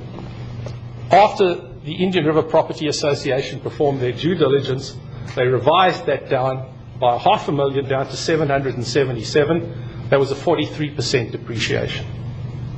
The third property was initially valued at 1.3 market value and was revised down to 719. They lost down to 588. They lost 45%. The three properties in question lost their property appreciation of close to 40%, or $2.4 million, as a result of a transient boarding house operating next to them. The net result was to Indian River County tax coffers was a loss of $11,000 in terms of property taxes, or a 21% decline. We have all of this information available to you already to present. So what we would do, Commissioners, is we would urge you not to vote for this commission. Consider the alternative, as I mentioned initially, namely, allow us 30 or 45 days to get the pro team together, the anti-team together, and to come before you and present all of the issues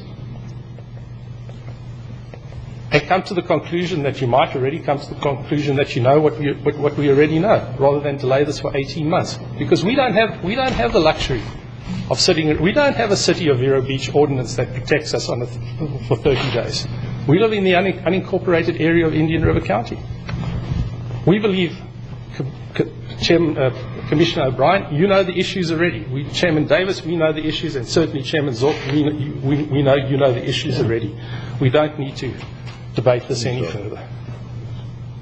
You have the information. Please either consider an alternative or allow us to come before you and give you a refresher on everything, and then continue. Because what we don't want to have happen, Chairman Davis, is that this commission with its recommendations muddies up the water already on what you already know. It's the same issue. We know the issues. We just need you to take the action one way or another. One way or another. Thank you, Miles. Thank you. Mr. Chairman? Yes. If there's nobody else in the public, I'd like to say a few words. Anybody else wish to speak? Yeah, I would too. Okay, go ahead, Commissioner Solari. You can sit down, Mr. Conway. I'm not speaking to you. I'm speaking to the whole county. Thank you. No, that's nothing. No, it doesn't. Okay. I'd like to begin by appreciating Mr. Lambort's comments that I evidently know everything about short-term rentals. But the fact of the matter is, I'm with Tuck Farrell. I do not know the right answer yet. And I don't. And that is why I want the short-term rental committee. I don't like the idea of a pro-team and an anti-team, because that's an heuristic exercise. The only purpose of that is to find a winner. The reason why I wanted the short-term rental committee is because I wanted a dialogue. I wanted citizens in the community to be able to get together over a period of time and flush out the issues. I want to have a search for truth, whatever that truth is. But we're not going to get it with a pro-team, anti-team, let's see who gets the ball and wins the game. What we need to do is have a community conversation. We do not know everything about this issue yet, because basically the people who have spoken before us in the last 6 months are those people who are against it, which is sort of, to my mind, exemplified by the Monroe County ordinance, which is basically trying to regulate this out of a business. In the last months, I've been learning more and more about this every day. Just in the July 4th issue of The Economist magazine, a copy of the article of which I gave to Stan Bowling this week, or to his office because he's out. It was under the Schumpeter column. It discusses things like particularly Uber, but it relates to Uber and Airbnb. And it discusses this in the context of an on-demand economy.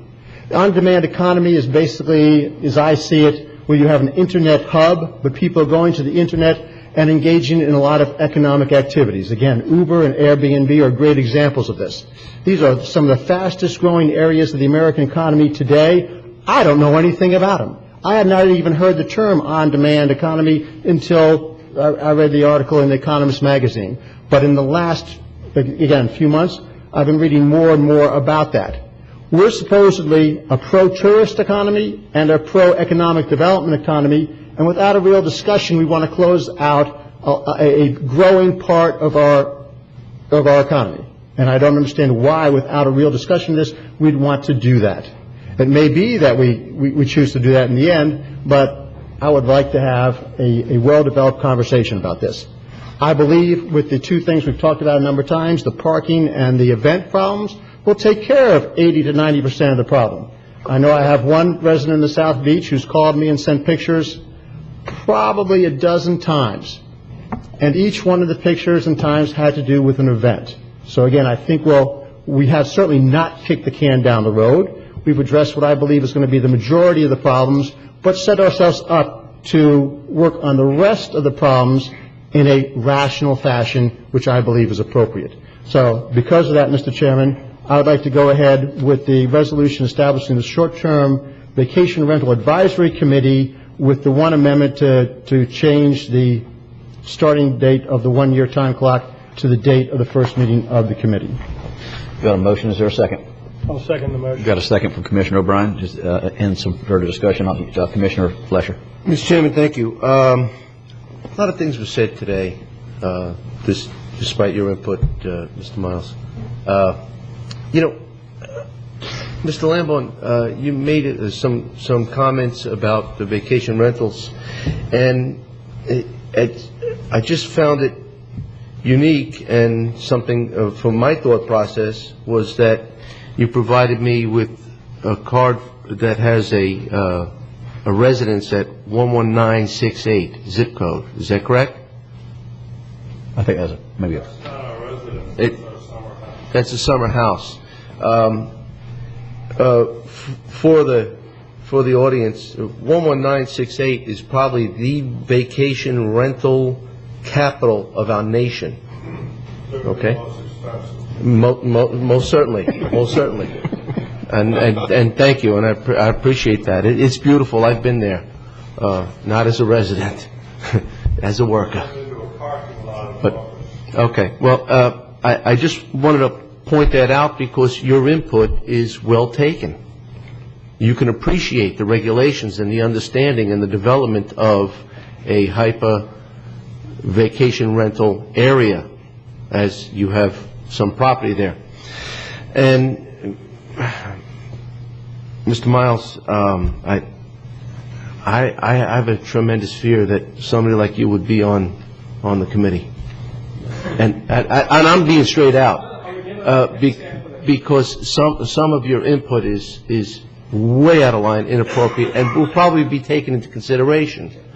But some of the input today, it was about, let's get something done now.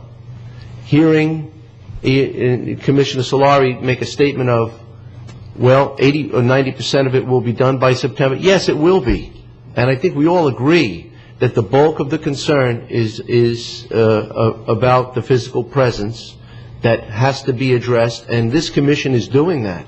We've earmarked staff to come back with that information, and that decision and change will be made. So if we're looking at 10 to 20% of the challenge, why are we going to prolong it for a year? And hearing Commissioner Zorc say that he would have a few items to bring back, and I have a few items to bring back, perhaps maybe we don't need to make all that about nothing to make it happen, to delay it for another year or so. That's not to say that a decision can't be made short of that one-year time commitment. But hearing the arguments today and the discussion, and knowing that during that discussion, you never know if it's over until it's over, I have reservations about supporting a committee, especially when it's not district sensitive as well. So you've caused pause. Thank you.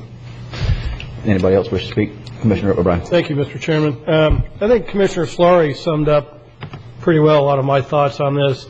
There is a lot to learn about this, and the idea of kicking the can down the road, I think history is more littered with the examples of passing legislation quickly than all the unintended consequences, and then the legislature has to go back and continually tweak a law because they didn't really think it through and examine it carefully. So, and we are moving forward. In September, we will address the parking. We will address the event happenings, which I really believe causes 95% of the impact. I'm all for Commissioner Zork. If he's got an idea about the fire capacity limiting this, I would strongly encourage him to bring it forward, and the board would be glad to deal with it at that time. Dr. Conway brought up a good concept of the area of critical concern. I don't know much about that. It may be a good answer. It may have unintended consequences. I don't know if you can retroactively do it and avoid the law. So those are good things I think the committee can look at. We need further research. So I feel good that we're moving forward on 2 areas of critical concern. I believe we can go to the public and have the committee and get good input. But at the same time, this board will not be handcuffed or slowed down by implementing other ideas that individual commissioners may bring forward. So I'd second the motion and we'll support it. Any further comments? I have a question of the maker of the original motion. If you would consider a shorter term of less than a year due to the legislative cycle that will preempt our final work product, we need to be ahead of them, not come out with something that comes out behind them. The term, as it's written, it can be less than a year, but I'm not going to force them into rushing anything at this point. And we're not going to get there before the legislature. I believe the legislature goes into committee in September. Right. And this isn't even going to be meeting till probably sometime in September. So to try to get them to do something in 2 or 3 months, I think, is foolhardy. I mean, I think that all in all, given the scope and scale of the problem, they'll need a year. But I did put the year top on it because, I don't generally like committees, and I want to make sure that they're not around for too long. But I think a year is appropriate amount of time. Again, there are lots of things that until the last couple months I had never even thought of or considered. Mm-hmm. And just the economic impact of this, I have no idea what it would be. And I don't think anybody in this dais or this room has any idea of what it'll be. But I mean, I'm struck by different things. I mean, I understand there may or may not be a problem in the South Beach area, but up in Sebastian, I've heard 2 different city council members in Sebastian say that there's no problem. Why are we talking about it? So again, to get different people from Sebastian down to people with Vero is going to take some time, and to have a real discussion on this is going to take a little time. And I don't think a year is a long time for something of this, again, scale and scope. If they can get something done faster, good. If they feel after meeting once or twice that they want to accelerate something, they can pass it to us and get the process started. But to basically give them less time, then I think they'd need to go over the issue in a full and complete manner. I'm not going to suggest that. Okay. Any further discussion of the board? All right. Well, Mr. Chairman, I was not fond of the Monroe County ordinance, and that was presented to us, and I believe that had a lot to do with the fertilization of this idea and concept. It seemed like it was the best possible alternative at the time, and I do not agree with all of what was presented. I think none of us really embraced what was happening in Monroe County. Indian River County is not Monroe County, and there would have to be greater adaptation and understanding. At the time, it did appear that a committee would be the answer to vet this out. Perhaps maybe we can do even a better job. Thank you. Thank you. And where I am, sake of time, do you want to go ahead and call the question? Yeah, sure. We'll go ahead and call the question on it, and I'm really excited about us moving forward with the event part of it and the parking side of it. I do believe that will knock a lot of it down, and that's one thing that simply I think we all agree should not, will not, cannot wait. So with that said, we'll proceed to vote. All those in favor of moving forward with the committee signify with aye. Aye. All opposed, nay. Nay. The motion passes to move forward with the committee 3-2. Yeah, Flesher opposed and Zork opposed. Mr. Chairman, I know you have a time commitment here, and may I suggest that there's a few people in the audience here for solid waste item B2. Unless I totally missed my mark, I think we can do this fairly quickly, and then they won't have to come back in 2 hours. Okay. If you would indulge, if we could hear that Let's do it. right now. So, Vinny,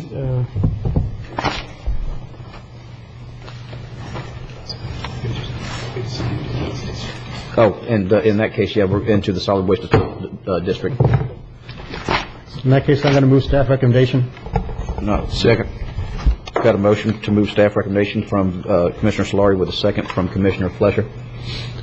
Vinny, you want to give just a Thanks, 60-second summary just for the public? Here's the Reader's Digest version. For the record, Vincent Burke, Director of Utility Services. After numerous and voluminous amounts of time and effort, I think staff has presented a very clear and concise reassignment and estoppel of the agreement with Reach Community over to Tropical to take over the processing of the solid waste that will start October 1st. Okay. And just Single-stream recycling. Vinny, my understanding is that this agreement will limit our costs going forward. Yeah. So there's no unexpected downside if market conditions change, and that there is a upside of revenue sharing if market conditions change and the value of the recyclables increases over time. Is that correct? That's exactly correct, Commissioner. Okay. Any further discussion? Seeing none, all those in favor say aye. Aye. All those opposed, nay. Motion passes unanimously. You want to go ahead and blow through I got about 4 minutes. We could probably take care of the rest of the solid waste. I think item 1, I'll move staff recommendation. Second. Motion from Commissioner O'Brien. I'll second that. Is there any discussion? Seeing none, all those in favor say aye. Aye. All opposed, nay. Motion passes unanimously. And then number 3. Update on the educational component. How much time is that going to take, Vinny? We'll do in about 3.5 minutes. I just wanted to introduce Stephanie Voss. We're very excited to have Stephanie Voss. She has a master's degree. She's highly educated. She works great with some of the outreach program. The board, as you know, has appropriated additional funding and for the new position. So Stephanie Voss, without further ado, is our new education outreach coordinator. She has a very short presentation to outline the 30, 60, 90-day plan. We're going to be working hand-in-hand with Waste Management to get the information out in a consistent and controlled fashion about the changes that are coming October 1. So without further ado, here's Stephanie Voss. Thank you, Mr. Burke. Good morning, County Commissioners. I will speed this up and make this quick. I first want to say that I'm very excited, and it's very much an honor to be a part of this county and to be a part of this recycling initiative. So thank you for letting me come here today. We're going to be focusing on 3 main messages that we want to convey to the public. The first is this change to single-stream recycling that's going to occur on October 1st. We want them to know that these carts are coming, and we want them to be aware that these will be showing up on their doorsteps. The second thing that we want to do is we really want to stress the importance of working together as a community, including the county representatives, the residents themselves, and the local businesses to reach the 75% recycling rate. That's a mandate of the state of Florida. So we really have to work together in order to reach that.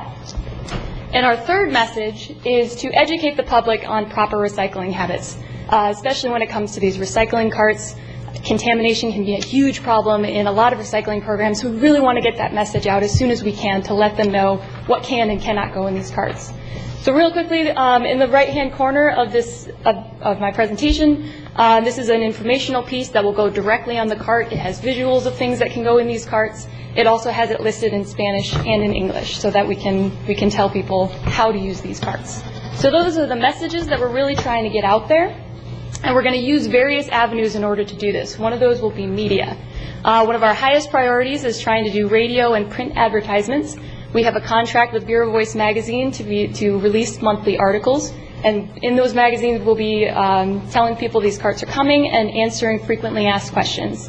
We're also going to appear on 2 radio broadcasts as a guest speaker, again, to further this message. And we have a list of several other opportunities so that we can go on radio stations and release articles in newspapers and magazines across the county from the northern end all the way to the southern end so that everybody is aware that these carts are coming. By our 90-day time frame, we want to do a follow-up broadcast. So as these carts are being delivered, again, we anticipate that people will be having questions, and we want to be very visual so they know where to go to have these questions answered. Another media outreach, which I'm particularly excited about, is video. We are in the process of finalizing a script and finalizing a design for a short informational film, and we're going to be starting production within the next 30 days. So that by the 60-day time frame, we are doing an animation, so there won't be any live actors. We will be able to start producing this and have it done and start broadcasting it in the 60-day time frame. We're working with theaters to show this informational film before the previews at movies, so we can hopefully hit a lot of those summer moviegoers. We also know that the internet is a place that people go to get a lot of their information. So we would love to try to see if there is an opportunity to post this on YouTube. We're also going to post it to our website, which recently changed from IRC Waste to IRC Recycles. Again, promoting this idea that we are really interested in increasing our recycling rate. And if possible, we're going to hopefully try to see if we can put these on some local television stations as well. So once the 90-day time frame comes, all of this will be already out there, will already be broadcasting, and we can continue getting this message out through this avenue. We also want to continue with direct communication. This has been a tried and true method to establish a relationship with our residents and our local businesses. And we've been working with a number of different groups to try to spread this message as far as we can. I've been a public vendor at 4 events since I've started in June. This is at the Curb Marketplace. We're working with Keep Indian River Beautiful to spread this message. We're also trying to work very closely with Waste Management to show our face together, to show that this is a partnership between the county and Waste Management to bring these changes. So they've been working on informational pieces that will be attached to these carts and delivered with these carts. So we've been working closely with them to get a concise message, a clear and concise message. And we've also been reaching out to local businesses. So Runners Depot, there's an opportunity there to directly increase recycling rates as well as get that message out there. So I'll continue being a vendor. We've designed a single stream flyer, which as soon as that's done and printed, I will run around the county. I will post it to every place that will let me do that. Convenience stores, grocery stores. I've already started calling places to see where I can go in and post these. So hopefully that will hit a lot of the people that aren't keeping up with the local news or on the radio or going to the movies. So I'll continue running around and being a vendor, being a guest speaker, and posting these flyers everywhere that I can to try to get that message out. In the meantime, when I'm not out promoting and talking to people, I will be researching and reaching out to other counties to see what programs they have established and in schools and multifamily complexes and businesses to try to encourage everyone to join us in these efforts to increase our recycling rate. So by the 60-day time frame, I will be ready to start visiting some of these places, seeing what they have in place, seeing how we can make those better. And I'll be designing school programs. I'll be preparing presentations for businesses so that I can go to schools and businesses by the 90-day time frame once these carts are coming out and once we're starting that initiative. So as with any campaign, there's always a cost associated with it. Our costs will really start picking up in the next 60 to 90 days. We have about $80,000 left to work on promotional items. So it'll start picking up once we have those broadcasts coming out. Most of that cost we will direct towards radio and print advertisements, since that is one of our highest priorities. It'll be about 55% of our budget. 20% of our budget will be focused on this video campaign, and the remaining of that will be towards these promotional items, so the flyers, giveaways, materials for these programs. And this is something that we really want to do well. We really want to have our face out there. We really want to be very visual with the 75 and 5 mandate, and we really want the county to know that we care about this. So if we can convince them that we care about it, then we can hopefully convince them to care about it, and then we can work together to actually reach this goal and to reach this mandate. So that was my very quick version. So if you have any questions, we'd be more than happy to answer those. Thank you. Great job. Mr. Chairman, I'd like to move staff recommendation for the recycling, education, and marketing plan. Second. Got a motion from Commissioner O'Brien with a second from Commissioner Flesher. If there's no further discussion, we'll proceed to vote. All those in favor say aye. Aye. All opposed, nay. Motion passes unanimously. At this point, we're going to take a recess, and we will reconvene at 1:30.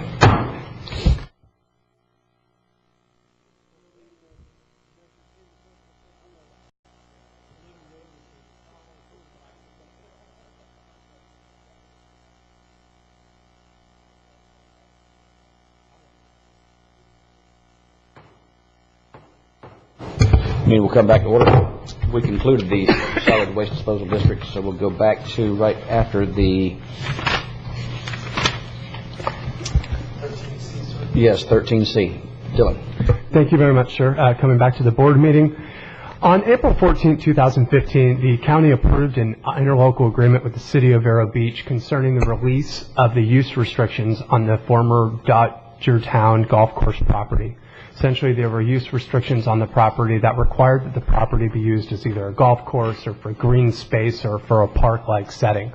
So as part of the ILA, the county was responsible for performing a number of different tasks, and those were to come up with a termination of the declarations, covenants, and restrictions, to amend or modify the 2011 resolution regarding those use restrictions, amending or modify the Second Amendment to the Collateral Development Agreement, drafting a drainage easement dealing with the Cloverleaf property and the pond, and finally to incorporate a cure plan that was part of State Road 60 and 43rd Avenue roadway widening projects. So as I was finalizing those documents, the city staff had raised several issues concerning some easements that pertain to the Collateral Development Agreement. I'm happy to state that we had resolved those issues, and thus the city staff was in support of the documents that I've presented to you today. Merely, therefore, we recommend that you move forward with the approval or open up for public comment, if any, and then move approval of the attached resolution, the termination, the Third Amendment to the Collateral Development Agreement, the drainage easement, and the cure plan. I would like to note that the items that are required under the ILA that are to be performed by the city are up for approval on July 21st at their meeting. They have already adopted and approved the amendment regarding the transit hub at the airport. And with that, I turn it over to the board for any questions. Commissioners, any questions? Yes, I have one probably for Chris Moore, but I don't see him here, dealing with item number 6 on page 158.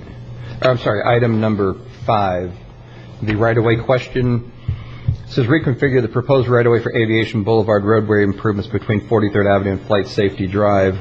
I believe we also need corner cliffs at 34th Avenue from all 4 corners and Piper Drive to get a clear right-of-way to 20th Avenue. And I didn't know if he... I think one of the problems on 20th Avenue is the 27th, I'm sorry. Yes, the 27th is the fact that they've got a cement structure and that the city of Vero Beach does not want us to remove to make that a straight shot through. Right. I think we've got right away there. It's just that when we start, they want people pulling out of Piper to have to take a right and not go down 27th. We've talked to them on several occasions. We have the right of way. It's just they do not want us to remove that structure because Piper would like us to for their employees' safety. At the most recent airport commission meeting, they're trying to communicate in some fashion, either written or resolution from the airport group, their guidance board that they have, to cooperate with the right-of-way for the entire length all the way up to US 1. So I didn't know why we're getting it, if we can figure out all that we need and get it. But as far as this agreement's gone on, to add something to it's probably a little bit harder. I'm hoping that the airport commission will carry forward to the city that we need, if they want the road, if they want the road, the airport, then they've got to get the city to cooperate with the right-of-way. But it'd be nice if we could get it all at one time. But if we can't, we can move forward with what we have here. Currently, we have the project to put the light out here in front on 20th next to our building and put a turn lane because we've had a lot of complaints, and we have that project out right now. Right. Okay. Any other questions? Just the only thing is, Dylan, if we pass this today, can we make it contingent upon the city voting to approve items 1 through 5? Yeah, and thank you very much, Commissioner, for adding that. Essentially, that was the deal that Wayne and Peggy and I had come together, was we would I would serve as kind of the escrow agent for all of the documents. When the city has their documents, they would get them all signed, and Peggy, Wayne, and I will all go down to the courthouse and get them all recorded together. We certainly did not mean for there to be this kind of offset, so we do plan to record all of them and get them finalized once the city has their documents done. Okay, great. With that, Mr. Chairman, I'll go ahead and move approval of the resolution. Second. Got a motion. All the other documents? Yes. And all the other documents necessary to execute this approval. Got a motion from Commissioner Brown, a second from Commissioner Zort. At this point, will this give us a time frame then on when we could expect Aviation Boulevard to be four-laned? Probably not. We had a grant which we lost with that to four-lane it, to four-lane it. But now that we've got the right-of-way, if the grant money comes available, we will, and I think also the airport is looking for grant money too to assist on four-laning it. It's contingent upon that. But we don't have a time frame then? It's not like in our 5-year plan? No. I can't. We're trying to get it put back in the MPO. Yeah, I can't recall, but I thought we had it removed from the 5-year. Okay. All right, got a motion. One other question, Sure. Mr. Chairman. So the other sticking point, if we did have all the right-of-way and we did have all the money, the railroad crossing at Aviation and US 1 still has to be hammered out, even if you had the other two fixed. So that may be something we want to at least do a discussion on, because the city wanted us to pick up the maintenance, but the road's in the city and it should fall on their maintenance side. Yes, the city did not want to pick up the cost. When we widened it, it would increase the FEC lease amount, and they didn't want that. Currently, we do not pay for city crossings in any city. Correct. And that's no different, so it shouldn't be, but they're trying to cut a different deal. Thank you. Got a motion on the floor. Any other discussion? Seeing none, all those in favor say aye. Aye. All opposed, nay. Motion passes unanimously with 4-0. Okay. Let's see. Dylan, anything else? No, yes. Go ahead. Yep. To the chair, just one last county attorney's item. The optional sales tax was initially approved back in 1989. It was extended in 2002. It expires in December 2019. In order to consider an extension of the sales tax on the November 2016 ballot, we would need to submit referendum language to the Supervisor of Elections by August 31st, 2016. On June 23rd, 2015, this board had directed and asked staff to draft a resolution in support of the extension. The county attorney's office has drafted that resolution and has presented that to you for your approval today. If you do approve it today, we will be happy then to work with the various municipalities to get similar resolutions of support and then come back to you with an ordinance as part of the required statutory process. So that's, I just simply recommend that you open up for any public comment and approve the resolution. Thank you very much. Commissioners, any questions? Okay. All right. Anybody from the public wish to address the referendum? Resolution for the referendum. Yes, thank you. Whoa. Yes. Okay.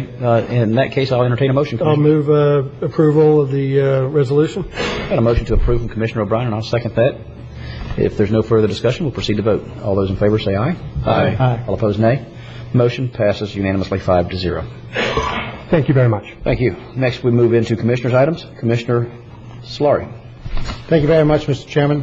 One of the things that resulted for me from the discussion of the alternative water supply last week was thinking about the FP&L Okeechobee Energy Center. And we had, as a board, have never discussed that, and it's actually one of the things I would have liked to discuss off the record with my board members, just because it's something I know very little about, but sunshine precludes that, so I have to have the conversation here. The Okeechobee Energy Center may use up to 9 million gallons of water on an average day from the Floridian aquifer, and at peak periods up to 11 million gallons a day. By contrast, the county water utility has two plants, the South Water Plant and the North Water Plant. Roughly on average, the South Water Plant uses about 3 million gallons a day, and the North Water Plant about 6 million gallons a day. So coincidentally, our water utility uses about 9 million gallons a day, the same amount that this single industrial use may use. The county utility expects its water needs will increase in 2035 by perhaps an additional 5 million gallons a day. And in order to meet this need, the county is exploring a capital project which may cost up to $80 million. If the water from the aquifer ultimately belongs to the people of the state of Florida, and the Floridian aquifer is the best source of drinking water for generations of Floridians, and the water management districts anticipate the need for alternative water supplies for water, the question arises, is the continued and additional use of the water from the Floridian aquifer a rational water policy? I want to be clear that I find no fault at all with what FP&L is pursuing. I mean, they're basically pursuing their economic interest in an open fashion. My question is more for the water management districts in the state of Florida, whether this is a rational water policy. Before the St. Johns River Water Management District issues or supports, and actually I understand that they're not going to issue the permit, it may be from the Department of Environmental Protection. So before a permit is issued for this project, was wondering if the board wanted to invite the appropriate regulatory agencies, possibly starting with the St. John's, to come before this board, make a presentation, and allow us to ask and answer certain questions. I know, for instance, that I'd like to ask the St. Johns River Water Management District what the projections of need are for the community in the district, so a district-wide projection, where they'll get the additional water for the additional future water needs, and how does FP&L's 9 to 11 million gallons of usage on an average day impact these needs. And also, in the future, the county will not be able to draw water from the St. Johns River for its water supply. How will the FP&I project impact the headwaters of the St. Johns River? I believe that we need to hold the proper regulatory agencies accountable and make sure they're doing their job. Are we sure that this is St. John's? No, I think the water use permit itself may be South Florida? No, actually, I think it's the Department of Environmental Protection. But this definitely impacts the headwaters of the St. John's, which is why the St. John's River Water Management District should be at least interested. And it may be the proper water district is South Florida, but... You're right there on the line, so... You are, but I mean, the water from that area, some of it is right by the headwaters of the St. John's River. So it will impact that one way or the other. I don't have a problem with that necessarily, but I think they've got to be using this, I'm assuming, for cooling. Yeah, that's purposes. my understanding. And so, I mean, if they're going to use this for cooling, that means there's going to be steam. And if there's going to be steam, I imagine they're probably going to try to do something with that. But I mean, you can go ahead and basically do a distillation process. I wonder if we can have the water when they're done with it. Nice idea. Well, for me, I mean, the idea is the Floridian water is the best water for drinking we have. You have things like the Evans property utility that's going on. It seems to me that that might be a better alternative for this volume of water. That works, as far as I thought this out, better for public policy. I mean, I know that, for instance, Commissioner O'Brien hasn't liked sometimes the drawing of water for bottled water. And I can see his position. I see using water for water, okay, but I can see that. But now this is further along in the continuum. At what point is it not good public policy? And I'm just raising the question now. I don't know what the answers are here, but at what point is it not good public policy to use the water of the people of the state of Florida for industrial purposes when we know those same people are going to need them for drinking purposes? I can answer that. If you, being the one that lives the furthest to the west, if they're going to provide me electricity, when they get to the point where I got to choose between water and air conditioning.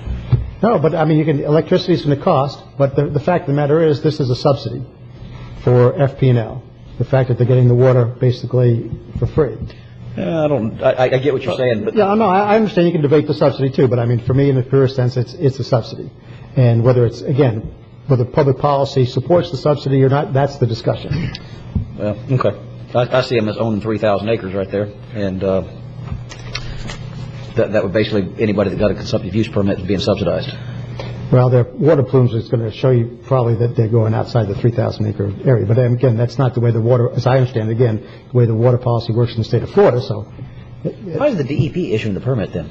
That's what I don't understand. They're not the governing agency for water policy. Well, again, I'm not sure on that, but I think they are. So, and there may be some representatives here that might be able to walk us through after Dan of how they're going through their process, and we can Hey, Dan. Hi, Dan Lamson, Director of Indian River Neighborhood Association. And just to answer a couple of the questions that you brought up, we've talked to St. John's, and they are the ones responsible for this. And they would be willing to come out and talk to you if you're interested. They said, though, when you ask them, just to kind of figure out what your questions are so they can make sure they send the right people out so that they can answer all your questions. Sure. And with the water, when they're done with it, I believe they're going to have a deep injection well. I think that's what they're planning on doing with the leftovers or whatever is left. And I also have a quick statement to read from my Water and Lagoon Committee, if you don't mind, or I can wait till later. No, go ahead. Okay. Y'all good with that? Sure. Okay. IRNA recommends that your board request that the St. John's Water Management District be asked to send a representative to a meeting of your board to provide information about the application of Florida Power and Light's gas plant to withdraw approximately 9 million gallons of water per day. Because this is a very large amount of water to be pumped from the same aquifer upon which our county depends for its potable water, we suggest that there is a direct need for your board to be fully informed about this project. The district will be reviewing and handling issues of water withdrawal as part of the plant's application to the Florida Department of Environmental Protection. While the district will not be the determining agent regarding FPL's application, it is the agency that will present to the DEP their recommendations regarding approval or disapproval for the withdrawal of water. Approval would include guidelines, conditions, and compliance requirements for the withdrawal. Questions that we would suggest your board ask of a district representative are: Indian River County would like an explanation of the review and approval process that will be used to consider FPL's application to withdrawing and use between 9 and 11 million gallons of water per day. And how can the county be assured that FPL's plants pumping from the upper Floridian aquifer not negatively impact that resource for our use? IRNA is concerned about the proposed withdrawals of such large quantities of water by one institutional entity. The public needs to be informed, and our county needs to make sure that its interests are protected. Thank you. Thank you, Dan.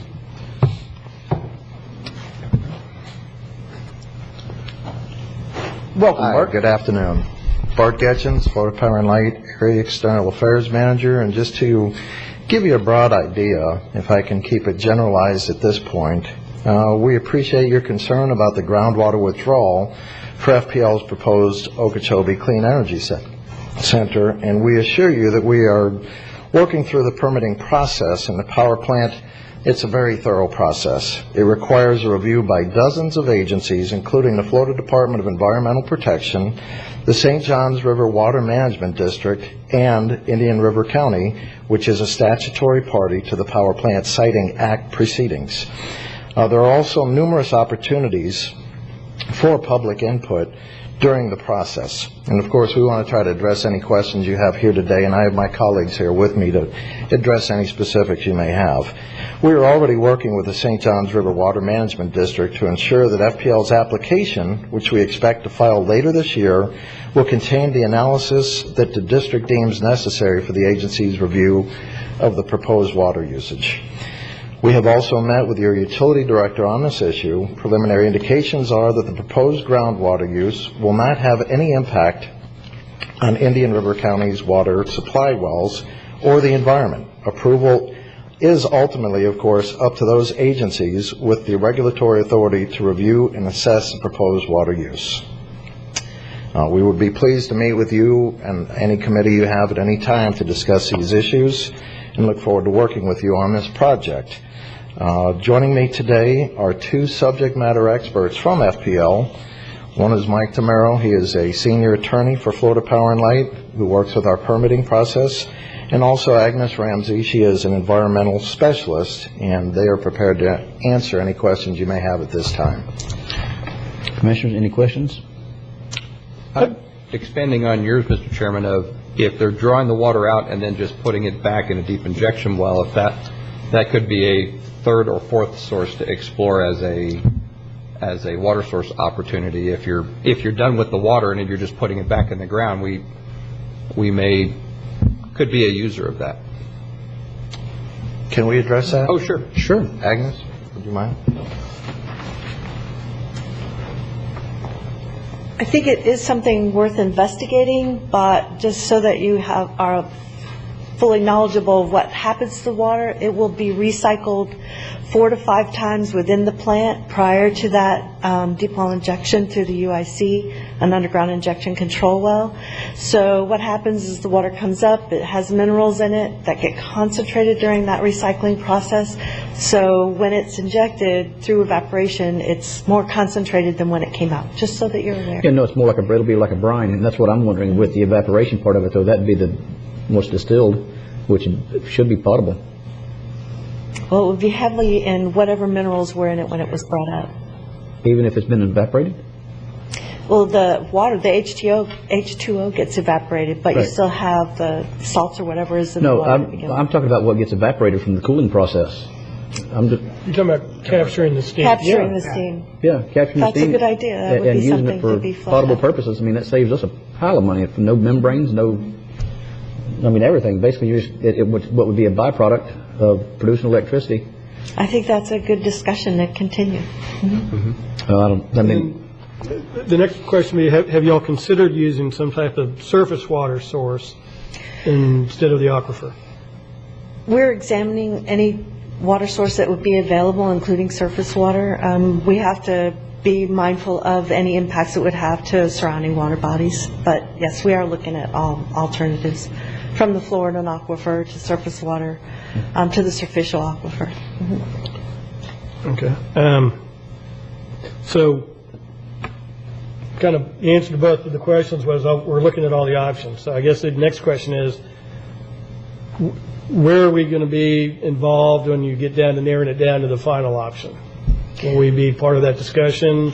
Will there be... Right, and I may have Mike Tamero come up and answer that question as well. I bet you it's going to be something like yes and no. Yeah. Hi, my name is Michael Tamara. I'm with Florida Power and Light, and I handle the projects under the Power Plant Siting Act for the company. The process takes about 15 months. The county is a statutory party to the proceedings, so you actually have the same standing as Okeechobee County, where the site is located.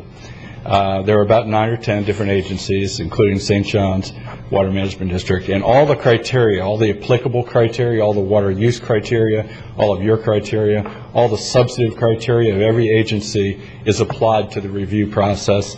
So it's issued by DEP, but everyone sort of writes a recommendation. Okay. So the way the process will work for the county is, as a statutory party, and it's administered through the Division of Administrative Proceedings, all the parties over the 15 months write questions to the applicant, and they ask applicant questions until such time as they've run out of questions and they've all been answered, and at some point somebody calls time. But we will then go to the proceeding, and the county has as a party, it has any number of opportunities all through the process to raise its issues and concerns, including the opportunity to have a county meeting here in the county. It's called a public informational meeting, where the department would come down and bring with it the agency staff that it thinks appropriate for an education program for citizens and to ask questions and have questions answered about the application. So it's one of the most, the process itself is one of the most public inclusive processes that the state has for review of these kind of things. It is the convenience and sense of having, instead of getting 10 individual permits, you just get one, but it is very, the trade-off for that is it's very, very open. So the questions you have about water use, it's very typical. We just, last project we just did 2 new nuclear units in Dade County. It took us about 4 years to get through that process, and water is always an important question. So, the concerns about competing uses, the concerns about reasonable beneficial use under the statutory analysis of what's reasonable as a public interest will all be answered by the Water Management District. Right now, they don't, I think it's a little premature to have them come down. They're still asking us about what our plans are, what we need to do, and we are going through the analysis. We're by law required to use the least the least quality water for the intended use. And the deep fluoride water that we're choosing is it's saline, it's brackish. There are some surface water sources, but all that analysis will be fleshed out through the process, and you'll have answers to all the questions. That kind of makes sense. So I guess you're going down low, and all y'all need is a cooling source. You really don't care the quality at all. So y'all are way below where we're getting our potable water. Yep. Okay. They would not let us use drinking water quality to cool a plant. Makes sense. Yeah. No, it would not. Commissioner Solari. Sir, you said that it was a 15-month process? Yes, sir. How far along are you in the process now? That's 15 months in filing. We have not yet even filed. Okay. So we're in a pre-application setting, discussing with the Water Management District the models that we're using, gathering information about all the existing water uses in the area. Your wells, we've already looked at the county's wells. We met with your utility director. The nuances are going to come closer to the boundaries of the influence of the withdrawal. So the 15-month process hasn't started yet? Not yet, sir. Okay, thank you. No. Yes, Dylan. To follow up on Commissioner Solari's question, when do you anticipate the 15-month process to begin? When do you anticipate filing? We expect to file in September. Thank you very much. Okay. And we've met with Mr. DeBrawl and to talk to him about the process. I don't know if you had an opportunity to sit in one of those meetings, but I'm aware that discussions have had, but I wasn't sure when the we process really encourage, when we met with staff and the attorney, we really encourage visiting the DEP's website, becoming familiar with the process. The county has a very important role to play. So, Commissioner Zort. Yes. What's the value of the existing consumptive use permits on the 2,000 plus acres that's already there? I'm sure there must be some well value. There's some agricultural use, mostly artesian. But was it grove, or it's mainly pasture? If I'm not mistaken. Groves, and what I saw was mostly groves. Really? Yeah. 2,800 acres is about 2,000 in cow. Right. And then Yeah, come on up. 2,000 acres in cow-calf, you said? Right, 2,000 acres in cow-calf and about 425, 450 acres in citrus. And then there's a natural area of about 325 acres. Any idea what the consumptive use was for the citrus? Up to this point, they had some old artesian wells there that was not, they were pre-existing the use that when we bought it. Right. We're investigating what the total volume is coming out of those right now. Those are typical of all the agricultural areas in the area. Yeah, that's a good point. Okay. There's some credit value there. Sure. Any other questions? Not a question, Mr. Chairman, but I'd like to go ahead and nominate Commissioner Solari to be the chair of the questions for FPL committee. Okay. And task him. My first questions are for St. John's. Well, okay. Head of the committee for questions. And to develop a list of questions that maybe we could review and then send off and start getting more information on it. Okay, and then I can use staff to help generate the questions, because I believe that the utility department would be crucial for me to develop the right type of questions. Okay. One other comment, Chairman. I don't know who all attended, but Florida Power and Light and about 20 technical staff did a great presentation out at the Richardson Center about, 4 weeks ago, where they had kiosks around the room of different questions, water generation, construction, planning, that there was a good turnout from the community for their, might have gotten a little glimpse of some of the more details of what, other than what we've seen in the paper, but a good presentation and a great turnout by the community. So thanks for putting that on. And Mr. Chairman? Yes. If I could ask about a related item. At the last meeting, Jill and I were charged with cutting up the letter about fracking to the appropriate regulatory. Yes. And this discussion got me thinking about another paragraph which we didn't touch on at the board, and I didn't want to include it in the letter without a consensus from the board on it. So it would be that the regulations dealing with fracking prohibit the use of any water from Florida's aquifers be used for the fracking process. Okay. So if that's okay, it'll be in the letter. The other two paragraphs just deal with regulations concerning fracking, include one which requires full disclosure, which is what we talked about. Right. And that prior to any fracking, the Florida legislator directed appropriate agency to develop clear and meaningful set of best management practices for fracking in Florida. Okay. I have a question on his modified comment. If you say no water could be used from the Florida aquifer for fracking, if they buy water from a metered system, hydrant connection or something to fill their truck up to take it to the site, that's water that came from the Floridian aquifer. You'd be saying that they couldn't use that water either. I think that would be the intent, basically don't use I'll let potable the Florida legislature clean it up some. I just find it peculiar that I was thinking at the time more a well for fracking. Yeah. They dig a well to then use for fracking, put all these chemicals in it, and then put the water back in the aquifer with another deep well injection. I just find something perverse about that. Yeah. So I wish you would have found it perverse when we made the original No, I found that- presentation, because that was the whole argument about the anti-fracking movement was water. Again, I'm Thank going you. to the proper regulatory bodies, because, again, my point in that meeting was that I don't know anything about fracking. The county's not charged with decisions on fracking, and I don't believe that we ought to be making those decisions. But I believe we ought to try to focus on those regulatory agencies that deal with it. So that's the distinction. Subtle, but real for me, at least. Okay, let's go back to FPNL. Well, I think we're done. Well, I mean, for my part, And you're the head guy on the questions? Yep. So you're going to be the chief which wayer and head navigator and question asker. Congratulations. Thanks. I appreciate it. Yes, sir. And I just would like, if you could bring it back to us at some point so we could all have a... Absolutely. What I'm going to guess is that I'll bring it back, and then we'll see if we want to invite St. John's down for a full presentation and answer questions. Perfect. Okay. I don't think we need action on that, but thank you very much. Thank you all very much. Appreciate you sitting Looking there. forward to Commissioner O'Brien. Whoever wants to Thank you, Mr. Chairman. I'll let you give the chair the final. I've been appointed as a co-chair of the Florida Association of Counties Growth Management, Ag, and Environment Policy Committee. As you all know, session will be starting early this next January, and FAC is having their first policy conference August 26th through 28th. In your backup, I included the 2014-15 FAC legislative program for growth management, ag, and environment, and just ask if any of the commissioners have any comments or questions or anything they would like me to carry forward. Dylan has provided me with some comments already.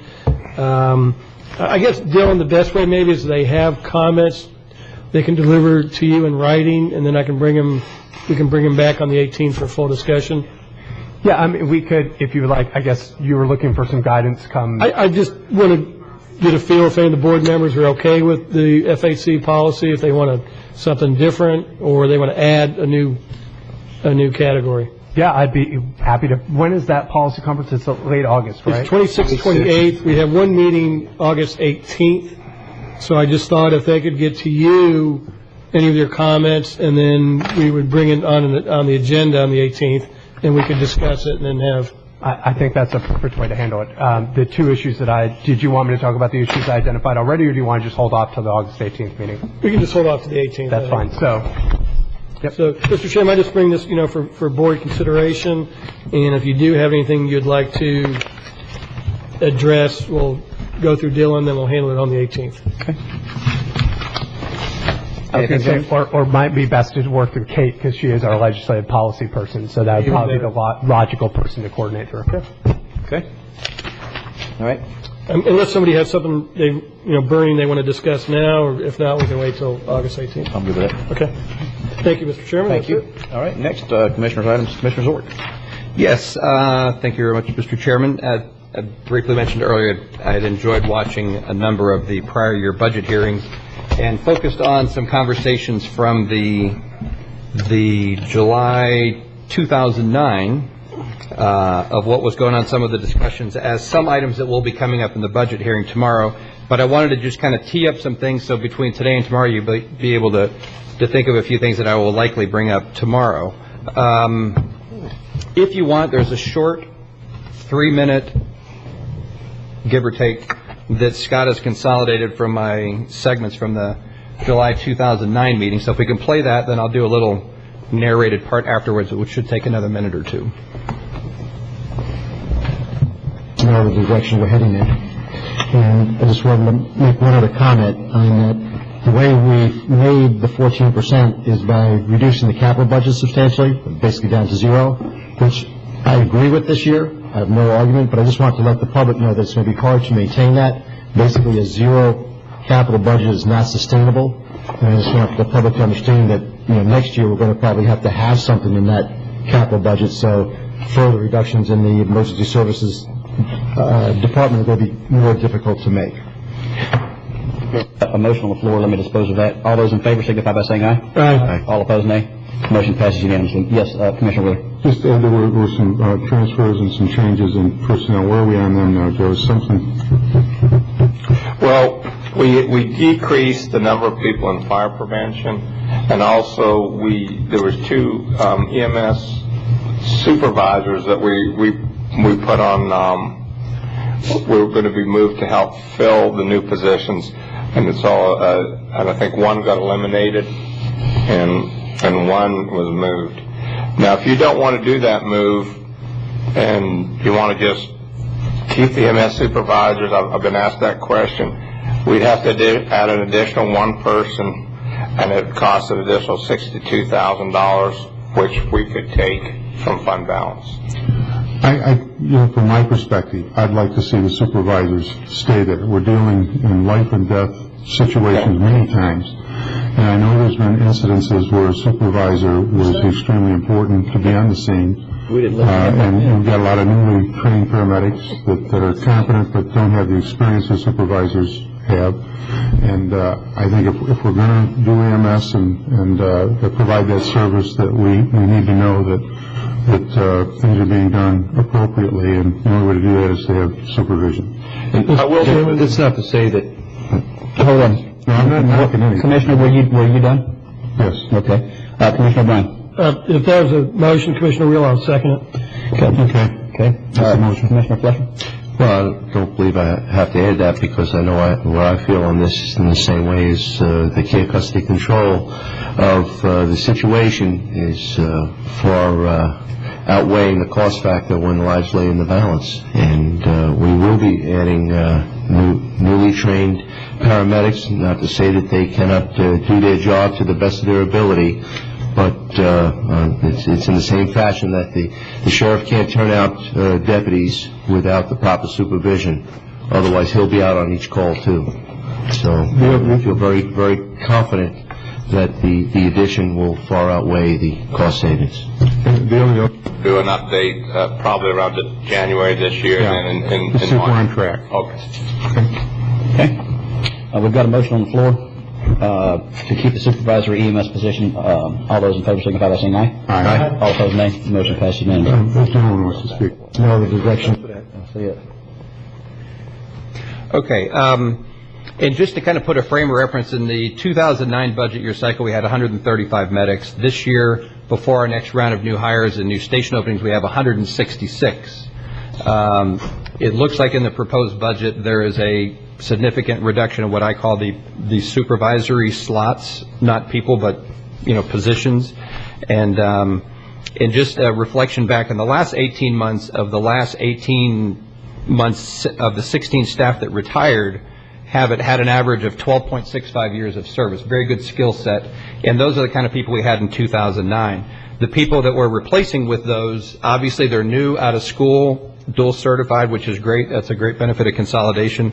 But their skill set level of hands-on medical application is obviously going to be in the low 1 year. So if it was important in 2009 to have supervision when your average people had 12 plus years of experience, now that curve has really dropped down significantly and they have much less experience, I think those roles are much more important. And doing some sampling in the adjoining counties and not advocating what Martin, St. Lucie, Brevard, Osceola, and I think that's all of them.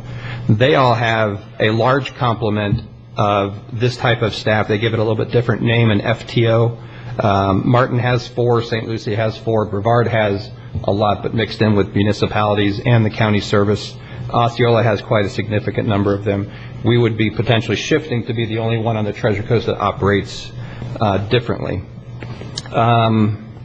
One other thing, in kind of going through this information, and these discussions have gone on between myself, Brian, and John King probably since 2013 late. This is not a new thing. It's just been an observation looking at our changes of experience level.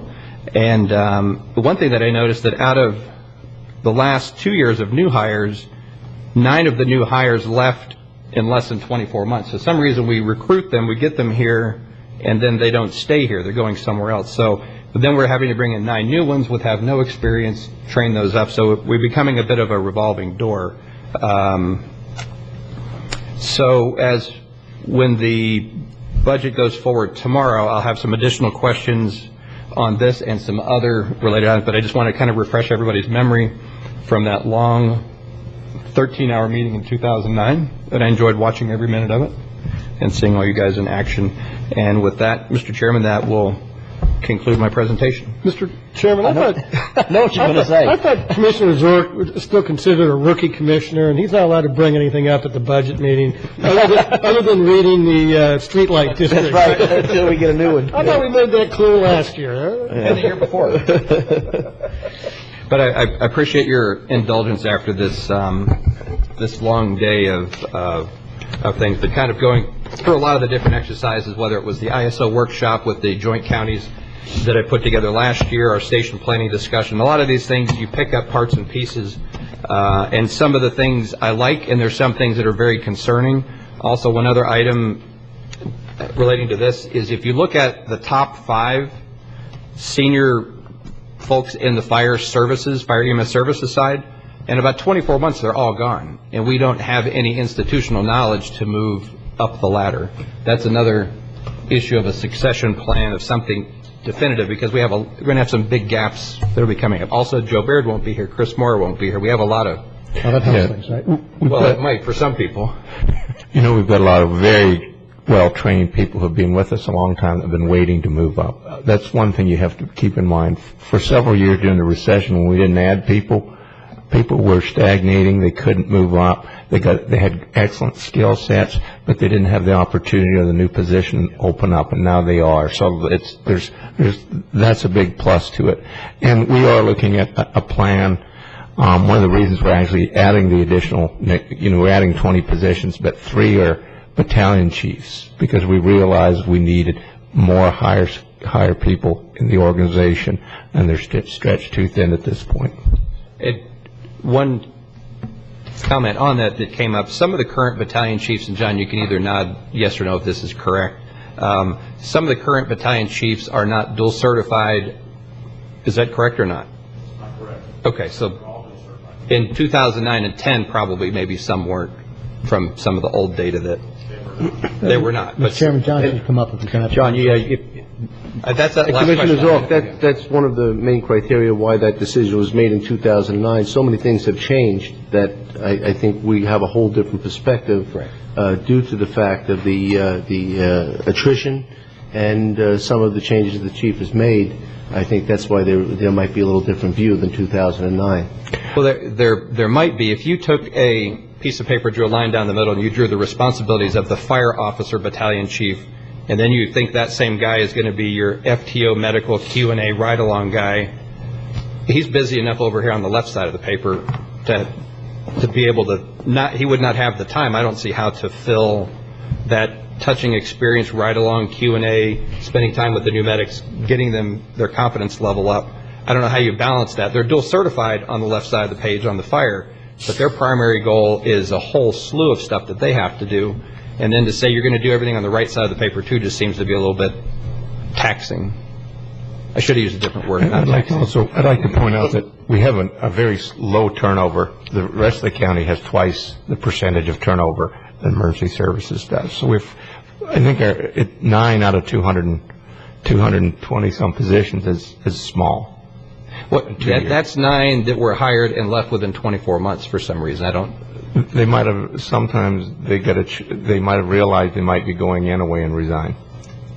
Well, and that not all employees end up working out. How do we hire the wrong guy in the start with it? If that's it happens all the time in the organization. That's 5% of your numbers. That seems to be a little bit above the industry averages. But what else? And John, you and I have met. Some things we're in agreement on. Some things we both know where we want to get to. It's just how do we get there? We may think different ways of getting there.